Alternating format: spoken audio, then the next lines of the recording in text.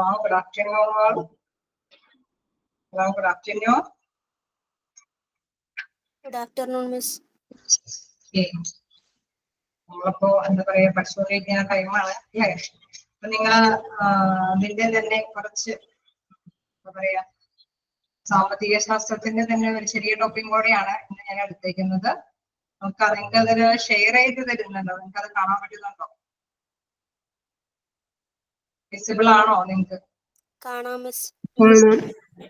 ഞാൻ അപ്പോൾ നിങ്ങൾക്ക് ഇങ്ങനെ പഠിപ്പിച്ചു കഴിഞ്ഞാൽ എങ്ങനെയുണ്ടാവും എന്ന് നോക്കിയായിരുന്നു. അതായത് നമ്മളെ നേരത്തെ പ്രിപ്പയർ ചെയ്യുന്നത് തന്നെ നിങ്ങൾക്ക് അതും കൂടി നോക്കി ഒന്ന് പഠിപ്പിക്കുമ്പോൾ ചിലപ്പോൾ ചിലത് നിങ്ങൾക്ക് എഴുതാൻ എന്താ പറയുക ഞാൻ പറയുന്നെങ്ങാനും നിങ്ങൾക്ക് ക്യാച്ച് ചെയ്യാൻ പറ്റിയില്ലെങ്കിൽ ഇങ്ങനെയൊന്ന് നോക്കാം, ട്രൈ ചെയ്ത് നോക്കാം നോക്കാം. നമ്മൾ ഇന്ന് ഡിസ്കസ് ചെയ്യുന്നത് എന്താണ് നമ്മൾ സമ്പത്ത് മേഖലകളെ കുറിച്ചാണ്. അതായത് നമുക്കറിയാം ഇപ്പോ ചില ക്വസ്റ്റ്യൻസ് വരുന്നത് ഇതേത് പ്രാഥമിക മേഖലയാണോ, ദ്വിതീയ മേഖലയാണോ, തൃതീയ മേഖലയിൽ പെടുന്നതാണോ എന്നുള്ള രീതിയിലുള്ള ക്വസ്റ്റ്യൻസ് നമ്മൾ പഠിച്ച ഇതില് സമ്പദ് വ്യവസ്ഥ വെച്ചിട്ട് ഏത് രീതിയിലുള്ള സമ്പദ് വ്യവസ്ഥയാണ് എന്ന് ചോദിക്കുന്നത്. അപ്പൊ അത് ഏത് കാറ്റഗറിയിൽ പെട്ടതാണെന്നാ ഉള്ളത്. ഇതിന്റെ ക്ലാസ് നിങ്ങൾ നേരത്തെ കേട്ടിട്ടുണ്ടോ? ഉണ്ടോ? മാറ്റണോ? അത് നിങ്ങളുടെ സമയം വരപ്പെട്ടതായത് കൊണ്ടാണ്. ക്ലാസ് കിട്ടിയിട്ടുണ്ടോ ഈ കാറ്റഗറിയുടെ? ഹലോ, കിട്ടിയിട്ടില്ല മിസ്. ഓക്കെ ഓക്കെ, അപ്പൊ കണ്ടിന്യൂ ചെയ്യാം. അപ്പൊ ഇതില് നമ്മളുടെ ഇതില് പറയുന്നത് എന്താന്ന് വെച്ച് കഴിഞ്ഞാൽ ഏത് മേഖലയിൽ നിന്നാണ് ഈ ക്വസ്റ്റ്യൻസ് ചോദ്യം വരുമ്പോൾ അത് നമുക്കൊരു ബുദ്ധിമുട്ടുള്ള കാര്യമാണ്. അത് തെരഞ്ഞെടുക്കാനായിട്ട് നമുക്കൊരു ബുദ്ധിമുട്ടാണ്. അതുകൊണ്ട് തന്നെ നമ്മൾ അത് കൃത്യമായിട്ട് പഠിച്ചിരിക്കും അല്ലെ, ഏത് മേഖലയിലാണ് ഇത് എന്നുള്ള കാര്യം നമ്മൾ ഓർത്ത് മനസ്സിലാക്കി വെച്ചിരിക്കും. അപ്പൊ നമുക്ക് നോക്കാം. ഫസ്റ്റ് ഏത് മേഖലയാണുള്ളത് അത് തന്നെ ഐഡന്റിഫൈ ചെയ്യണം. അതായത് തൃതീയ മേഖലയാണോ പ്രാഥമിക മേഖലയാണോ അത് തന്നെ ഐഡന്റിഫൈ ചെയ്യേണ്ടതായിട്ട് വരും. അപ്പൊ ആദ്യമേ നമ്മൾ മനസ്സിലാക്കേണ്ട ഒരു കാര്യം എന്ന് പറയുന്നത് നമ്മുടെ പ്രാഥമിക മേഖലകളാണ്. നമ്മുടെ കൃഷി പോലെയുള്ള സംഭവങ്ങളെല്ലാം പ്രാഥമിക മേഖലയാണ്. അതേസമയം വ്യവസായം എന്നുള്ള കാറ്റഗറിയിലേക്കൊക്കെ വരുമ്പോൾ അത് ശരിക്കും പറഞ്ഞാൽ ദ്വിതീയ മേഖലയാവും. തൃതീയ മേഖല എന്ന് പറയുന്നത് നമ്മുടെ സർവീസ് തരത്തിലുള്ള സേവനങ്ങളൊക്കെ. അതായത് അങ്ങനെയുള്ള കൺസിഡറേഷനിൽ നമ്മളത് കൃത്യമായിട്ട് പ്ലാൻ ചെയ്ത് പഠിക്കുമ്പോൾ നമുക്ക് കുറച്ച് കാര്യങ്ങൾ കൂടി കൃത്യമായിട്ട് ക്യാച്ച് ചെയ്യാനായിട്ട് എളുപ്പമാണ്. അപ്പൊ അതിൽ ഫസ്റ്റ് വൺ പറയുന്നത് സാമൂഹ്യ സേവന പ്രവർത്തനങ്ങൾ സമ്പദ് വ്യവസ്ഥയിലെ ഏത് മേഖലയിലാണ് ഉൾപ്പെടുന്നത്. അതിൽ ആൻസർ കൊടുത്തേക്കുന്നത് പുതിയ മേഖല എന്നാണ്. നിങ്ങൾ നോട്ട് ചെയ്യുന്ന തൃതീയ മേഖല. ചില സ്പെല്ലിംഗ് മിസ്റ്റേക്ക് ആണ്. എന്താണ് തൃതീയ മേഖല? സാമൂഹിക സേവന പ്രവർത്തനങ്ങൾ നമ്മൾ നേരത്തെ പറഞ്ഞു എന്താണ് നമ്മുടെ സാധാരണ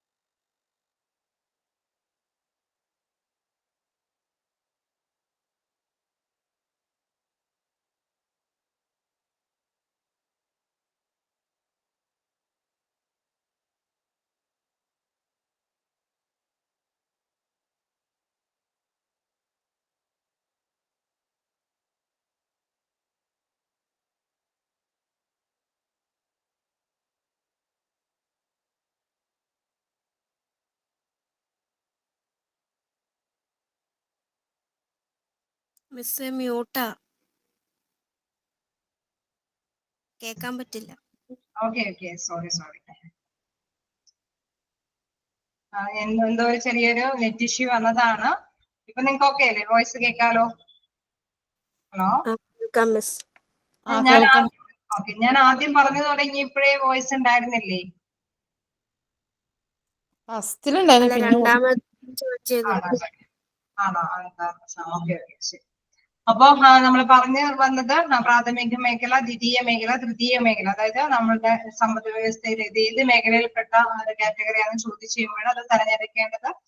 നമ്മൾ പറഞ്ഞു കൃഷി, പിന്നെ വ്യവസായം, ദെൻ സേവനം, ആ ഒരു കൺസിഡറേഷനിൽ. എന്നാലും നമ്മൾ കൺഫ്യൂഷൻ ആവും ഇത് ഏത് മേഖലയാണെന്നുള്ളത്. അത് ജസ്റ്റ് ഒന്ന് പറഞ്ഞു പോവാം. എന്താണ് സാമൂഹിക സേവന പ്രവർത്തനങ്ങൾ സമ്പദ് വ്യവസ്ഥയിലെ ഏത് മേഖലയാണെന്ന് പറയുന്നു? തൃതീയ മേഖല. അതിൽ കാണുന്ന പുതിയതല്ല, ദ്വിതീയ മേഖല. തന്നെ സ്വകാര്യ മേഖലയ്ക്കും പൊതുമേഖലയ്ക്കും തുല്യ പങ്കാളിത്തം നൽകിക്കൊണ്ടുള്ള സമ്പദ് വ്യവസ്ഥയുടെ പേര് സ്വകാര്യ മേഖലയ്ക്കും പൊതുമേഖലയ്ക്കും, അല്ലെ? നമുക്കറിയാം ഇപ്പൊ നമ്മുടെ സ്റ്റേറ്റിലാണെങ്കിലും പൊതുമേഖലയുണ്ട്, സ്വകാര്യ മേഖലയുണ്ട്. ജോലി സാധ്യതയുള്ള കാര്യങ്ങളൊക്കെ നമുക്ക് നോക്കുമ്പോൾ അറിയാൻ പറ്റും. പൊതുമേഖലയുണ്ട്, സ്വകാര്യ മേഖലയുണ്ട്. അപ്പൊ അതിന് രണ്ടിനും തുല്യ പങ്കാളിത്തം നൽകിക്കൊണ്ടുള്ള സമ്പദ് വ്യവസ്ഥയുടെ പേരാണ് എന്ത്? മിശ്ര സമ്പദ് വ്യവസ്ഥ. ഇതെല്ലാം നമുക്കറിയാവുന്ന ഒരു കാര്യമാണ്. ചെറുതായിട്ട് വായിച്ചാൽ തന്നെ മനസ്സിലാവും. മിശ്ര സമ്പദ് വ്യവസ്ഥ.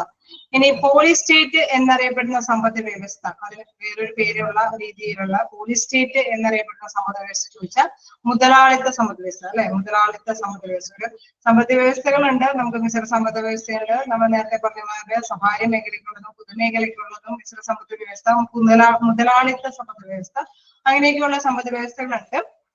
അപ്പൊ പോളിസ്റ്റേറ്റ് എന്നറിയപ്പെടുന്ന സമ്പദ് വ്യവസ്ഥ ഏതാണെന്ന് ചോദിച്ചു കഴിഞ്ഞാൽ മുതലാളിത്ത സമ്പദ് വ്യവസ്ഥ. കെട്ടിട നിർമ്മാണം സമ്പദ് വ്യവസ്ഥയുടെ ഏത് മേഖലയിലാണ് ഉൾപ്പെടുന്നത്? കെട്ടിട നിർമ്മാണം എന്ന സമ്പദ് വ്യവസ്ഥ ആ പ്രവർത്തനം, അല്ലെ, അത് ഏത് മേഖലയിലാണ് അറിയപ്പെടുന്നതെന്ന് ചോദിച്ചാൽ ദ്വിതീയ മേഖലയാണ്. നമ്മൾ വ്യവസായം, അല്ലെ, നമ്മൾ ഇൻഡസ്ട്രിയൽ പർപ്പസ് എന്ന് പറയുന്നത്, അത് ആ രീതിയിലേക്ക് നോക്കുമ്പോൾ അത് ദ്വിതീയ മേഖലയിലാണ് അറിയപ്പെടുന്നത്. വൈദ്യുതി, ഗ്യാസ്, ജലവിതരണം എന്നിവ സമ്പദ് വ്യവസ്ഥയുടെ ഏത് മേഖലയിലാണ് ഉൾപ്പെടുന്നത്? അതും ദ്വിതീയ മേഖല. അപ്പൊ നിങ്ങൾ പഠിച്ചെടുക്കുമ്പോഴൊന്ന് ശ്രദ്ധിക്കണം. പ്രാഥമിക മേഖലയിൽ ഏതാണ്, ദ്വിതീയ മേഖലയിൽ ഏതൊക്കെ പെടാം, തൃതീയ മേഖലയിൽ നമുക്ക് ക്വസ്റ്റ്യൻ വരുമ്പോൾ അതാണ് നമുക്ക് എന്താ പറയുക തീരുമാനം എടുക്കാൻ ബുദ്ധിമുട്ടുള്ളത്. അപ്പൊ അത് ശ്രദ്ധിക്കുക. വൈദ്യുതി, ഗ്യാസ്, ജലവിതരണം, അതേമാതിരി തന്നെ കെട്ടിട നിർമ്മാണം, ഇതെല്ലാം എന്താണ്? ദ്വിതീയ മേഖലയിലാണ് പെടുന്നത്. പിന്നെ ഏത് സമ്പദ് വ്യവസ്ഥയിലെ പ്രത്യേകതകളാണ് സാമൂഹിക ക്ഷേമവും ലാഭേച്ഛയോടും കൂടിയ പ്രവർത്തനങ്ങൾ? ഏത് സമ്പദ് വ്യവസ്ഥയുടെ പ്രത്യേകതകളാണ്? സാമൂഹ്യ ക്ഷേമം ഉണ്ട്, അതേമാതിരി തന്നെ നേരത്തെ പറഞ്ഞ മാതിരി തന്നെ ലാഭേച്ഛയോടും കൂടിയിട്ടാണ് അവര് സാമൂഹ്യ ക്ഷേമം നടത്തണം എന്നുള്ളത് മാത്രമല്ല അവരുടെ ലക്ഷ്യം. ലാഭേച്ഛയും, അല്ലെ, പ്രോഫിറ്റും കൂടി ലക്ഷ്യത്തോടു കൂടിയുള്ള പ്രവർത്തനമാണെങ്കിൽ അത് മിശ്ര സമ്പദ് വ്യവസ്ഥ എന്ന് നമ്മൾ അറിയപ്പെടും. ഓക്കെ, മിശ്ര സമ്പദ് വ്യവസ്ഥ. അപ്പൊ മിശ്ര സമ്പത്തിക്ക് വേറെ ഒരു കാര്യം നമ്മൾ പറഞ്ഞത് സ്വകാര്യ മേഖലയ്ക്കും പൊതുമേഖലയ്ക്കും തുല്യ പങ്കാളിത്തം നൽകുന്നത്. അവിടെയും എന്താണ് ഉദ്ദേശിക്കുന്നത്? അവർക്ക് സാമൂഹ്യ ക്ഷേമം നൽകണം, അതോടൊപ്പം തന്നെ ലാഭേച്ഛയും കൂടി അവർ ഉദ്ദേശിക്കുന്നുണ്ട്, അല്ലെ? സ്വകാര്യ പങ്കാളിത്തം എന്ന് പറയുന്നത് പ്രധാനമായിട്ടും അവർക്ക് ലാഭേച്ഛ വേണം, അല്ല? അപ്പൊ ആ ഒരു ഉദ്ദേശത്തോടു കൂടിയാണ് ഓർത്ത് വെച്ചേക്കാം. ഫാമിംഗ് സമ്പദ് വ്യവസ്ഥയുടെ ഏത് മേഖലയിലാണ് ഉൾപ്പെടുന്നത്? നമുക്കറിയാം, അല്ലെ, സാധാരണ രീതിയിലുള്ള ഒരു ചെറുകിട ഇതാണല്ലേ. അപ്പൊ അത് ഏത് മേഖലയായിരിക്കും? പ്രാഥമിക മേഖല. മത്സ്യബന്ധനം സമ്പദ് വ്യവസ്ഥയുടെ ഏത് മേഖലയിലാണ്? പ്രാഥമിക മേഖല. ഓക്കെ. ഫിനാൻഷ്യൽ സർവീസസ്, ഹോസ്പിറ്റൽ എന്നിവ സമ്പദ് വ്യവസ്ഥയുടെ ഏത് മേഖലയിലാണ്? ഇവിടെ നിങ്ങൾക്ക് ഇത്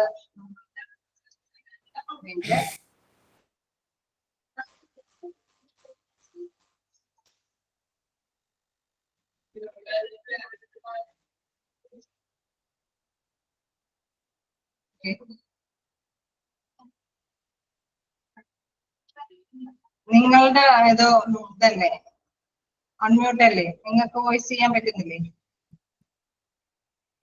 ഹലോ, നിങ്ങൾക്കും നിങ്ങളുടെ ഇതെല്ലാം അൺമ്യൂട്ട് അല്ലേ? ഓക്കെ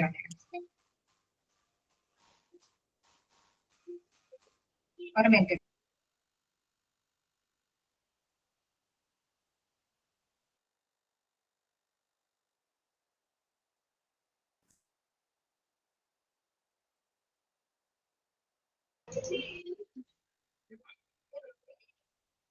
ഓക്കെ, അപ്പൊ അതില് എന്താണ് നമ്മൾ പറഞ്ഞു വന്നത്?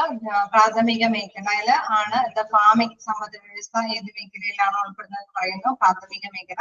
മത്സ്യബന്ധനം സമ്പദ് വ്യവസ്ഥയുടെ ഏത് മേഖലയിലാണ്? ഓക്കെ, അതും അല്ലെ നമ്മുടെ ഫാമിംഗ് പോലെ തന്നെയാണ് മത്സ്യബന്ധനം, അതും പ്രാഥമിക മേഖലയാണ്. ദെൻ ഫിനാൻഷ്യൽ സർവീസ്, ഹോസ്പിറ്റൽ എന്നിവ സമ്പദ് വ്യവസ്ഥയുടെ ഏത് മേഖലയിലാണ്? ഫിനാൻഷ്യൽ സർവീസ് നമ്മളപ്പോ നേരത്തെ പറഞ്ഞായിരുന്നു. സർവീസ് പോലെയുള്ള കാര്യങ്ങളൊക്കെ ഏത് മേഖലയാണെന്ന് പറഞ്ഞു? തൃതീയ മേഖല അല്ലെ, തൃതീയ മേഖലയിലാണ് അത് പെടുന്നത്. നിങ്ങൾ ആ ജസ്റ്റ് ഇതൊന്ന് സ്റ്റാർട്ടിങ് ആയി കഴിഞ്ഞാൽ പിന്നെ നിങ്ങൾ തന്നെ പറഞ്ഞോളൂ. ഇനി ഇന്ത്യയിൽ ദേശീയ വരുമാനത്തിൽ കൂടുതൽ സംഭാവന ചെയ്യുന്ന രണ്ടാമത്തെ മേഖലയാണ് ദ്വിതീയ മേഖല. അപ്പൊ ഏതായിരിക്കും ആദ്യത്തെ മേഖല? പ്രാഥമിക മേഖലയാണ്. അതായത് നമ്മുടെ കൃഷിയൊക്കെയാണ് നമ്മുടെ ഏറ്റവും വരുമാന മാർഗം. അതുകൊണ്ട് തന്നെ ദേശീയ വരുമാനത്തിൽ കൂടുതൽ സംഭാവന ചെയ്യുന്ന രണ്ടാമത്തെ മേഖല. ഇത് എന്തുകൊണ്ടാണ് രണ്ടാമത്തെ മേഖല എന്ന ചോദ്യം എങ്ങനെയാണെന്ന് നമ്മൾ ശ്രദ്ധിക്കണം എന്നുള്ളത് ഓർക്കാൻ വേണ്ടിയിട്ടാണ്. ഇന്ത്യയുടെ ദേശീയ വരുമാനത്തിൽ കൂടുതൽ സംഭാവന ചെയ്യുന്ന രണ്ടാമത്തെ മേഖല ഏതെന്ന് ചോദിച്ചാൽ ദ്വിതീയ മേഖലയാണ്. അതായത് വ്യവസായം പോലെയുള്ള കാര്യങ്ങളൊക്കെയാണ്. പ്രകൃതി വിഭവങ്ങൾ നേരിട്ട് ഉപയോഗപ്പെടുത്തി നടത്തുന്ന സാമ്പത്തിക പ്രവർത്തനങ്ങൾ ഉൾപ്പെടുന്ന മേഖല. പ്രകൃതി വിഭവങ്ങൾ നേരിട്ട് ഉൾപ്പെടുത്തി, അതായത് നമുക്കിപ്പോ നമ്മളെ ഖനനം അല്ലെ, അതൊക്കെ അല്ലെങ്കിൽ നമ്മുടെ ഫിഷിങ്, അതൊക്കെ മത്സ്യബന്ധനം, ഇതൊക്കെ എന്താണ് നമ്മുടെ പ്രകൃതി വിഭവങ്ങളാണ്. അപ്പൊ അതെല്ലാം നേരിട്ട് ഉപയോഗപ്പെടുത്തി നടത്തുന്ന സാമ്പത്തിക പ്രവർത്തനങ്ങളാണെങ്കിൽ അതെല്ലാം നിങ്ങൾ എന്തായിട്ട് പരിഗണിക്കണം? പ്രാഥമിക മേഖലയായിട്ട് പരിഗണിക്കണം. ഓക്കെ, നിങ്ങൾ ശ്രദ്ധിക്കേണ്ട ഒരു പോയിന്റ് കൂടിയാണിത്. പ്രകൃതി വിഭവങ്ങൾ നേരിട്ട് ഉപയോഗപ്പെടുത്തി നടത്തുന്ന സാമ്പത്തിക പ്രവർത്തനങ്ങളാണ് നിങ്ങളുടെ പ്രശ്നമെങ്കിൽ നിങ്ങൾ എന്തായിരിക്കണം അത് പരിഗണിക്കേണ്ടത്? പ്രാഥമിക മേഖലയായിട്ട് പരിഗണിക്കണം. ഓക്കെ, ഇന്ത്യയിൽ ഏറ്റവും കൂടുതൽ തൊഴിൽ സാധ്യതയുള്ള സാമ്പത്തിക മേഖല ഏതെന്ന് ചോദിച്ചാൽ പ്രാഥമിക മേഖല. ഇന്ത്യയിലെ ഏറ്റവും കൂടുതൽ തൊഴിൽ സാധ്യതയുള്ള അതായത് തൊഴിൽ ലഭ്യതയുള്ള സാമ്പത്തിക മേഖല നമുക്ക് അറിയാലോ. ഫിഷറീസിലും കൃഷി സംബന്ധമായിട്ടുള്ള കാര്യങ്ങൾ, അതായത് മത്സ്യബന്ധനവും കൃഷി സംബന്ധമായ കാര്യങ്ങളിലൊക്കെയാണ് ഒരുപാട് തൊഴിലാളികൾ വർക്ക് ചെയ്യുന്നത്. അപ്പൊ അത്തരത്തിലുള്ള പ്രവർത്തനമാണ് ഇന്ത്യയിൽ നടക്കുന്നത്. അതുകൊണ്ട് തന്നെ പ്രാഥമിക മേഖല, ഏറ്റവും കൂടുതൽ തൊഴിൽ ലഭ്യതയുള്ള സാമ്പത്തിക മേഖല ചോദിച്ചാൽ പ്രാഥമിക മേഖല. ഇന്ത്യയിൽ ദേശീയ വരുമാനത്തിൽ ഏറ്റവും അധിക സംഭാവന ചെയ്യുന്ന മേഖല നമ്മൾ നേരത്തെ കണ്ടായിരുന്നു. രണ്ടാമത് അല്ലെ, ഇന്ത്യയിൽ ദേശീയ വരുമാനത്തിൽ കൂടുതൽ സംഭാവന ചെയ്യുന്ന രണ്ടാമത്തെ മേഖല ദ്വിതീയ മേഖല. പക്ഷെ ഇവിടെ നേരെ ശ്രദ്ധിക്കേണ്ട ഒരു പോയിന്റ്, ഇന്ത്യയിൽ ദേശീയ വരുമാനത്തിൽ ഏറ്റവും അധികം സംഭാവന ചെയ്യുന്ന മേഖല എന്ന് ചോദിച്ചാൽ തൃതീയ മേഖലയാണ്. ഏറ്റവും അധികം വരുമാനം നമുക്ക് ലഭിക്കുന്നത് ഏത് മേഖലയിൽ നിന്നാണ്? തൃതീയ മേഖല. ഓക്കെ, നെക്സ്റ്റ് നോക്കാം. ഇൻഫോർമേഷൻ ടെക്നോളജി സമ്പദ് വ്യവസ്ഥയുടെ ഏത് മേഖലയിലാണ് ഉൾപ്പെടുന്നത്? ഇൻഫോർമേഷൻ ടെക്നോളജി അത് ഏത് മേഖലയിലാണ്? തൃതീയ മേഖല. നമ്മൾ നേരത്തെ പറഞ്ഞിരുന്നു സേവനവുമായി ബന്ധപ്പെട്ട കുറച്ച് കാര്യങ്ങളൊക്കെയാണ് തൃതീയ മേഖലയിൽ വരുന്നത്. അത് തന്നെയാണ് ഏറ്റവും കൂടുതൽ ദേശീയ വരുമാനം നമുക്ക് ലഭ്യമാക്കുന്ന മേഖല ഏതാണെന്ന് ചോദിച്ചാൽ തൃതീയ മേഖലയാണ്. അതേസമയം രണ്ടാമത് ദേശീയ വരുമാനത്തിൽ കൂടുതൽ സംഭാവന ചെയ്ത രണ്ടാമത്തെ മേഖല ദ്വിതീയ മേഖലയാണ്. പക്ഷെ ഏറ്റവും കൂടുതൽ പണി അല്ലെ, തൊഴിൽ അവസരം ഏതിനാ ഉള്ളതെന്ന് ചോദിച്ചാൽ ഇന്ത്യയിൽ ഏറ്റവും കൂടുതൽ തൊഴിലവസരം സൃഷ്ടിക്കുന്നത് ഏതിനാണ്? പ്രാഥമിക മേഖല. പക്ഷെ നമുക്കറിയാം അല്ലെ, അവർക്കെല്ലാം വരുമാനത്തിൽ വളരെ കുറവാണ് അത് അവരെ സംബന്ധിച്ച്. അതുപോലെ തന്നെ അത് ദേശീയ വരുമാനവും ഇവർക്കാണ് കൂടുതൽ, തൃതീയ മേഖലയ്ക്കാണ് കിട്ടുന്നത്. ഓക്കെ, പിന്നെ വനപരിപാലന സമ്പദ് വ്യവസ്ഥയുടെ ഏത് മേഖലയിലാണ് ഉൾപ്പെടുന്നത്? സാധാരണ ഞാനിത് കാണിക്കാറില്ല, നിങ്ങളോട് ചോദിക്കുമ്പോൾ നിങ്ങൾ ആൻസർ പറയും. ഇതിപ്പോ പ്രസന്റ് ചെയ്യാറുമ്പോൾ നിങ്ങൾക്ക് അത് നോക്കി പറയാൻ എളുപ്പമാണ്. പക്ഷെ നിങ്ങളുടെ മെമ്മറി വർക്ക് ചെയ്യാനായിട്ട് ഏറ്റവും നല്ലത് ഇത് ഡിസ്പ്ലേ ചെയ്യാതിരിക്കുന്നതാണ്. നിങ്ങൾക്ക് തന്നെ കമന്റ് ചെയ്യാട്ടോ, ഡിസ്പ്ലേ ചെയ്യണ്ടെങ്കിൽ ചെയ്യണ്ടെന്ന് പറയാം. ഇൻ കേസ് നിങ്ങൾക്കപ്പോ ഓട്ടോമാറ്റിക്കലി ചിന്തിക്കാനുള്ള ഒരു അവസരം കൂടിയാണ്. ഇപ്പൊ ഇതില് എന്താണ് നമ്മൾ നേരത്തെ പറഞ്ഞ മാതിരി വനപരിപാലനം, അപ്പൊ നേരത്തെ നമ്മൾ പറഞ്ഞിരുന്ന പോലെ നമ്മുടെ പ്രകൃതി വിഭവങ്ങൾ നേരിട്ട് ഉപയോഗിക്കുന്ന മേഖല എന്ന് പറയുന്നത് ഏതിൽ പെടണമെന്നാ പറഞ്ഞത്? പ്രാഥമിക. അപ്പൊ നിങ്ങൾ നോക്കിയേ, വനപരിപാലനം അത് ഏതായിരിക്കും? ഏത് മേഖലയായിരിക്കും? Naturally okay. ഗതാഗതം, വാർത്താവിനിമയം എന്നിവ സമ്പദ് വ്യവസ്ഥയുടെ ഏത് മേഖലയിലാണ്? അത് ഓക്കെ, തൃതീയ മേഖലയാണ്. അത് സേവനപരമായ കാര്യങ്ങളൊക്കെയാണ്. അതുകൊണ്ട് തന്നെ അത് ഏത് മേഖലയാണ്? തൃതീയ മേഖല. ഇപ്പൊ നിങ്ങൾക്ക് ആ എക്സാമ്പിളുകളും കുറച്ച് കാര്യങ്ങളും മനസ്സിലാക്കിയപ്പോൾ നിങ്ങൾക്ക് മനസ്സിലായി എന്താണ് പ്രാഥമിക മേഖലയിൽ പെടുന്നത്, ദ്വിതീയ മേഖലയിൽ, തൃതീയ മേഖലയിൽ. ഓക്കെ അല്ലേ? നിങ്ങൾക്ക് കറക്റ്റ് ആയിട്ട് കിട്ടിപ്പോകും. ഇനി നിങ്ങൾ നോക്കാതെ തന്നെ ആൻസർ നിങ്ങളുടെ മനസ്സിൽ വരണം. ചോദ്യം പറയുമ്പോൾ എന്താണ് പ്രാഥമിക മേഖല അറിയപ്പെടുന്ന മറ്റൊരു പേര്? അതായത് നമ്മൾ നേരത്തെ പറഞ്ഞു അല്ലെ, അവര് എന്താണ് സാധാരണയായിട്ട് തൊഴിലവസരം കൂടുതലുള്ള മേഖലയാണ്. അതുകൊണ്ട് തന്നെ അതിനെ പറയുന്ന മറ്റൊരു പേര് എന്ന് പറയുന്നത് കാർഷിക മേഖല. ഓക്കെ, ശ്രദ്ധിക്കുക. പ്രാഥമിക മേഖല അറിയപ്പെടുന്ന മറ്റൊരു പേര് എന്ന് പറയുന്നത് കാർഷിക മേഖലയാണ്. ഇക്കോണമി ഓഫ് പെർമൻസ് എന്ന ഗ്രന്ഥം രചിച്ചതാര്? ഇതൊരു ചെറിയൊരു ഇത് ഇടക്കേറി പഠിപ്പിച്ചതാണ്, നിങ്ങൾ പഠിച്ചു കോട്ടയം നടത്തോ. ജെസി കുമാരപ്പ. അതായത് ഇക്കോണമി ഓഫ് പെർമൻസ് എന്ന ഗ്രന്ഥം ഇടയ്ക്ക് ഒരു ചോദ്യത്തിൽ കണ്ടായിരുന്നു. ഇക്കോണമി ഓഫ്, അത് ഡിഗ്രി ലെവലിലാണെന്ന് തോന്നുന്നു. ഇവയെ നിങ്ങൾ നോക്കുക. ഇക്കോണമി ഓഫ് പെർമൻസ് എന്ന ഗ്രന്ഥം രചിച്ചതാര്? ജെസി കുമാരപ്പ. ഇന്ത്യയുടെ സാമ്പത്തിക ഭരണഘടന എന്നറിയപ്പെടുന്നത്, ഇന്ത്യയുടെ സാമ്പത്തിക ഭരണഘടന എന്നറിയപ്പെടുന്നത്, ശ്രദ്ധിച്ചു വെക്കുക, 1956 വ്യവസായ നയപ്രമേയമാണ്. വ്യവസായ നയപ്രമേയമാണ് ഇന്ത്യയുടെ സാമ്പത്തിക ഭരണഘടന എന്നറിയപ്പെടുന്നത്. ഇന്ത്യയുടെ സാമ്പത്തിക ഭരണഘടന എന്ന പേരിൽ അറിയപ്പെടുന്നത് എന്താണെന്ന് ചോദിച്ചാൽ 1956 വ്യവസായിക നയപ്രമേയം. ഓക്കെ, റിയൽ എസ്റ്റേറ്റ് സമ്പദ് വ്യവസ്ഥയുടെ ഏത് മേഖലയിലാണ് ഉൾപ്പെടുന്നത്? റിയൽ എസ്റ്റേറ്റ് അറിയാം, ചില ക്യാഷ് ഉണ്ടാക്കുന്ന അല്ലെ, പൈസ വരുമാനം ഉണ്ടാക്കുന്ന ഒരു കുടിൽ ചെയ്യുന്ന ഒരു തൊഴിലാണ്. അത് ഏത് മേഖലയിലാണ് അറിയപ്പെടുന്നത്? തൃതീയ മേഖല. അത് ഏത് മേഖലയാണ്? തൃതീയ മേഖല. വ്യവസായം സമ്പദ് വ്യവസ്ഥയുടെ ഏത് മേഖലയിലാണ്? ഞാൻ നേരത്തെ പറഞ്ഞതാണ്, നിങ്ങൾ തന്നെ ദ്വിതീയ. അപ്പൊ നിങ്ങൾ ഇത് പറയാതെ തന്നെ കുറച്ച് കാര്യം ഓർത്ത് വെച്ച് മനസ്സിലാക്കിയ വയ്ക്കുക. അതായത് കൃഷി ഏതായിരിക്കും? പ്രാഥമിക മേഖല. വ്യവസായം ഏതായിരിക്കും? അതേപോലെ മത്സ്യബന്ധനം ഒക്കെ ആണെങ്കിൽ വനം, മത്സ്യബന്ധനം അത്തരത്തിലുള്ളതൊക്കെ ആണെങ്കിൽ സേവനവുമായി ബന്ധപ്പെട്ട കാര്യങ്ങളൊക്കെ, ടെക്നോളജിയുമായി ബന്ധപ്പെട്ട കാര്യങ്ങളൊക്കെ, കമ്പ്യൂട്ടർ ഇൻഫോർമേഷൻസ് ഒക്കെ ആയിട്ടുള്ള ബന്ധപ്പെട്ട കാര്യങ്ങളൊക്കെ ദ്വിതീയ മേഖലയാണ്. ഓക്കെ, അപ്പൊ ഇവിടെ വീണ്ടും അത് റിപ്പീറ്റ് ചെയ്ത് വരുമ്പോൾ നിങ്ങളൊക്കെ പഠിച്ചുപോയി. റിയൽ എസ്റ്റേറ്റ് നിങ്ങൾ ഓർത്ത് വയ്ക്കുക, തൃതീയ മേഖലയാണ്. വ്യവസായം സമ്പദ് വ്യവസ്ഥയുടെ ഏത് മേഖലയിൽ ഉൾപ്പെടുന്നു ചോദിച്ചാൽ തൃതീയ മേഖല. ഖനനം സമ്പദ് വ്യവസ്ഥയുടെ ഏത് മേഖലയിൽ ഉൾപ്പെടുന്നതാണ്? നിങ്ങൾ തന്നെ പറഞ്ഞ ആൻസർ അവിടെ കൊടുത്തിട്ടില്ല. ഖനനം നിങ്ങൾ ഒരു പോയിന്റ് ഞാൻ പഠിപ്പിച്ചായിരുന്നു, അത് ഓർത്ത് വെച്ച് പറഞ്ഞാൽ മതി. ഖനനം ഏത് സമ്പദ് വ്യവസ്ഥയുടെ ഏത് മേഖലയിലാണ് ഉൾപ്പെടുന്നത്? പ്രാഥമിക മേഖല എന്ന് പറയാൻ കാരണം ആ പോയിന്റ് ആണ് വെച്ചിട്ടാണ് നിങ്ങളത് പരിഗണിച്ചെങ്കിൽ നിങ്ങൾക്ക് പറയാൻ സാധിക്കും. എന്തുകൊണ്ടാണ് അത് പ്രാഥമിക മേഖല എന്ന് നിങ്ങൾ പറഞ്ഞത്? പ്രകൃതി വിഭവങ്ങൾ അതാണ് ഉപയോഗിക്കണമെങ്കിൽ അത് നേരിട്ട് ഉപയോഗിച്ചിട്ട് സമ്പദ് വ്യവസ്ഥയാണെങ്കിൽ അത് എന്താണ് നമ്മൾ പറഞ്ഞത്? പ്രാഥമിക മേഖലയിൽ പെട്ടതാണ്. ഓക്കെ, അപ്പൊ നമ്മൾ അതുവരെയുള്ള കാര്യം ഒരു ചെറിയ ടോപ്പിക് ആണെങ്കിൽ അത് ജസ്റ്റ് ഒന്ന് മനസ്സിലാക്കി വെച്ചാൽ നമുക്ക് അതിന്റെ ഞാൻ ക്വസ്റ്റ്യൻ വന്നാൽ നമുക്ക് എഴുതാൻ പറ്റും. നമ്മളത് അറിഞ്ഞിട്ടില്ലെങ്കിൽ എഴുതാൻ പറ്റില്ലല്ലോ. അതുകൊണ്ടാണ് ഞാൻ ഒരു ചെറിയ ടോപ്പിക് ആയിരുന്നു, നിങ്ങൾക്ക് മനസ്സിലാക്കാവുന്നതാണ്.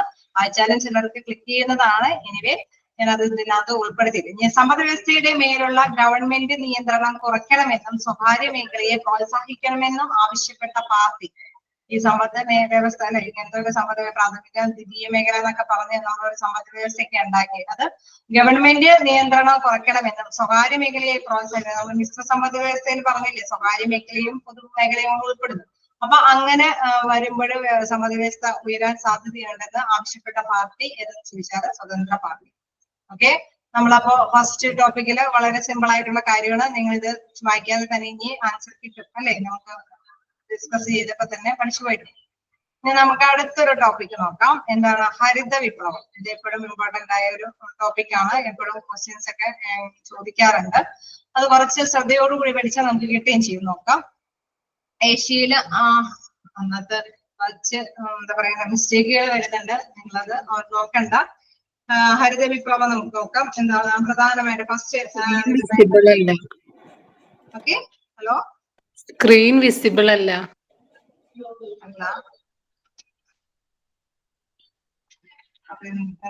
എല്ലാവർക്കും അങ്ങനെ തന്നെയാണോ? എല്ലാവർക്കും അങ്ങനെ തന്നെയാണോ? അതെ,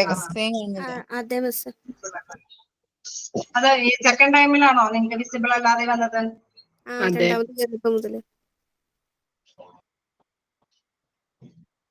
ഞാനതാണെങ്കിൽ അത് നോക്കിയിട്ടുണ്ടെങ്കിൽ നിങ്ങളെ പഠിപ്പിച്ചുകൊണ്ടിരിക്കുന്നത്. ഞാൻ വിചാരിക്കുന്നത് നിങ്ങൾക്കത് ക്ലിക്ക് ചെയ്യുന്നുണ്ടെന്നാണ്.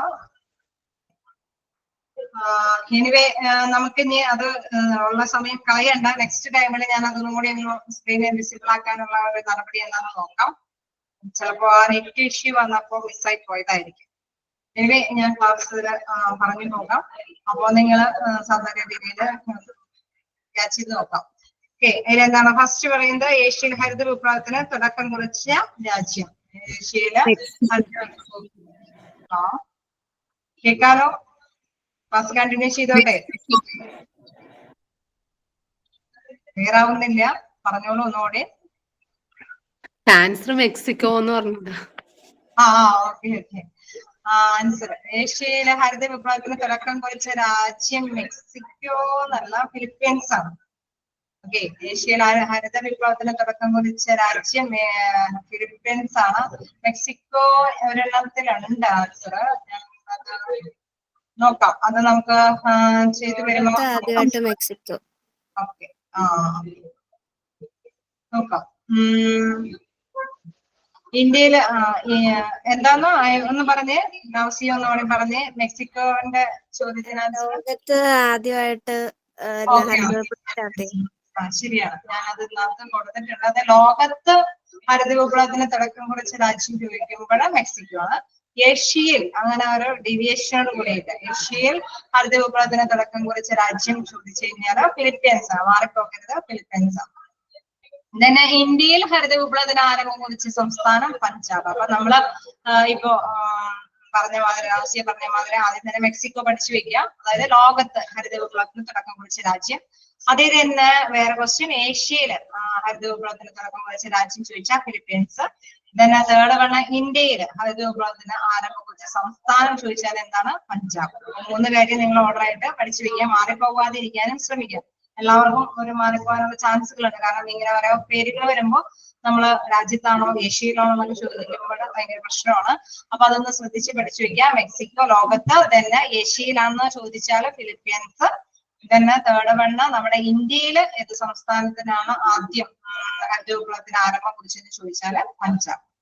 ക്ലിയർ അല്ലേ? ദെൻ ഏത് പഞ്ചവത്സര പദ്ധതി കാലത്താണ് ഹരിത വിപ്ലവം ഏറ്റവും ശക്തമായി നടപ്പാക്കിയത്? നിങ്ങൾ പഠിച്ച ഒരു ടോപ്പിക് ആണെന്ന് തോന്നുന്നുണ്ട്, കാരണം മിക്കവാറും ക്വസ്റ്റ്യൻസ് വരണ കാരണം. നിങ്ങൾ തന്നെ അതുകൊണ്ട് ആൻസർ പറയാൻ ശ്രമിക്കൂ. ഓക്കെ, ഞാനപ്പോ ഒന്ന് സപ്പോർട്ട് ചെയ്യാം. ഏത് പഞ്ചവത്സര പദ്ധതി കാലത്താണ് ഹരിത വിപ്ലവം ഏറ്റവും ശക്തമായ രീതിയിൽ നടപ്പാക്കിയത്? അറിയാനൊന്ന് ശ്രമിക്കാമോ? മൂന്നാം പഞ്ചവത്സരം. ഓക്കെ. അപ്പൊ അത് ഏത് പ്ലാനോട് കൂടിയിട്ടാന്ന് അറിയാമോ? ആ പ്ലാൻ ഉണ്ടാവില്ല, അതിനൊരു പ്ലാൻ, റോളിംഗ് പ്ലാൻ 1966-69 ടൈമില്. അതും കൂടി ഒന്ന് ഓർത്ത് വെച്ചേക്ക്. എന്താണ് റോളിംഗ് പ്ലാന്? നമ്മുടെ 1966. Okay, rolling plan 1966-69. ഹരിത വിപ്ലവത്തിലൂടെ ഇന്ത്യയിൽ ഏറ്റവും കൂടുതൽ ഉൽപ്പാദിപ്പിച്ച ധാന്യം? ഗോതമ്പ്. ഹരിത വിപ്ലവത്തിലൂടെ ഇന്ത്യയിൽ ഏറ്റവും കൂടുതൽ മെച്ചമുണ്ടായ നാണ്യവിള? കരിമ്പ്. ഓക്കെ, നിങ്ങൾ കിട്ടാത്തവരൊക്കെ ആണെങ്കിലും അത് ക്യാച്ച് ചെയ്ത് വെച്ചോ. നാണ്യവിള ചോദിച്ചാല് കരിമ്പാണ്, അതേസമയം ധാന്യം ചോദിച്ചാല് ഗോതമ്പാണെന്ന് ഓർത്ത് വെച്ചേക്കണം. ദെൻ ഹരിത വിപ്ലവത്തിന് തുടക്കം കുറിച്ച മെക്സിക്കൻ സർക്കാരിന്റെ പദ്ധതി? നമ്മൾ പറഞ്ഞു ലോകത്ത് ആദ്യമായിട്ട് ഹരിത വിപ്ലവത്തിന് തുടക്കം കുറിച്ച രാജ്യം ചോദിച്ചപ്പോ മെക്സിക്കൻ പറഞ്ഞു. അതിന്റെ ആ സർക്കാരിന്റെ പദ്ധതിയുടെ പേരാണ് cooperative wheat research and production programme. Cooperative wheat research and production programme. കിട്ടിയോ നിങ്ങൾക്ക്? Cooperative wheat research and production programme. Okay, അതാണ് എന്ത് നമ്മുടെ മെക്സിക്കൻ സർക്കാരിന്റെ പദ്ധതി. ഹരിത വിപ്ലവത്തിന് തുടക്കം കുറിച്ച മെക്സിക്കൻ സർക്കാരിന്റെ പദ്ധതി എന്ന് ചോദിച്ചാല് cooperative wheat research and production program. Then Mexican സർക്കാരിന്റെ operative wheat research and production പ്രോഗ്രാമിന് ധനസഹായം നൽകിയ അമേരിക്കൻ സ്ഥാപനം? ഇത് നമ്മള് എന്താ കൂടുതൽ സ്ട്രെസ് ചെയ്ത് പഠിക്കണമെന്ന് വെച്ച് കഴിഞ്ഞാൽ ആദ്യമായിട്ടുള്ള രാജ്യം ചോദിക്കുമ്പോൾ മെക്സിക്കൻ ആണ്. അതുകൊണ്ട് അത് റിലേറ്റ് ചെയ്ത് ഏതെങ്കിലും ക്വസ്റ്റ്യൻസ് ഇപ്പൊ സാധാരണ രീതിയിൽ മെക്സിക്കോ രാജ്യങ്ങളൊക്കെയാണ് ചോദിച്ചു പോകുന്നത്. ഇപ്പൊ വേറെ രീതിയിലൊക്കെ ചോദിച്ചാലോ എന്നും കൂടി പരിഗണിച്ചിട്ടാണ്. നോക്കാം, ഹരിത വിപ്ലവത്തിന് തുടക്കം കുറിച്ച മെക്സിക്കൻ സർക്കാരിന്റെ പദ്ധതിയുടെ പേര് cooperative wheat research and production programme.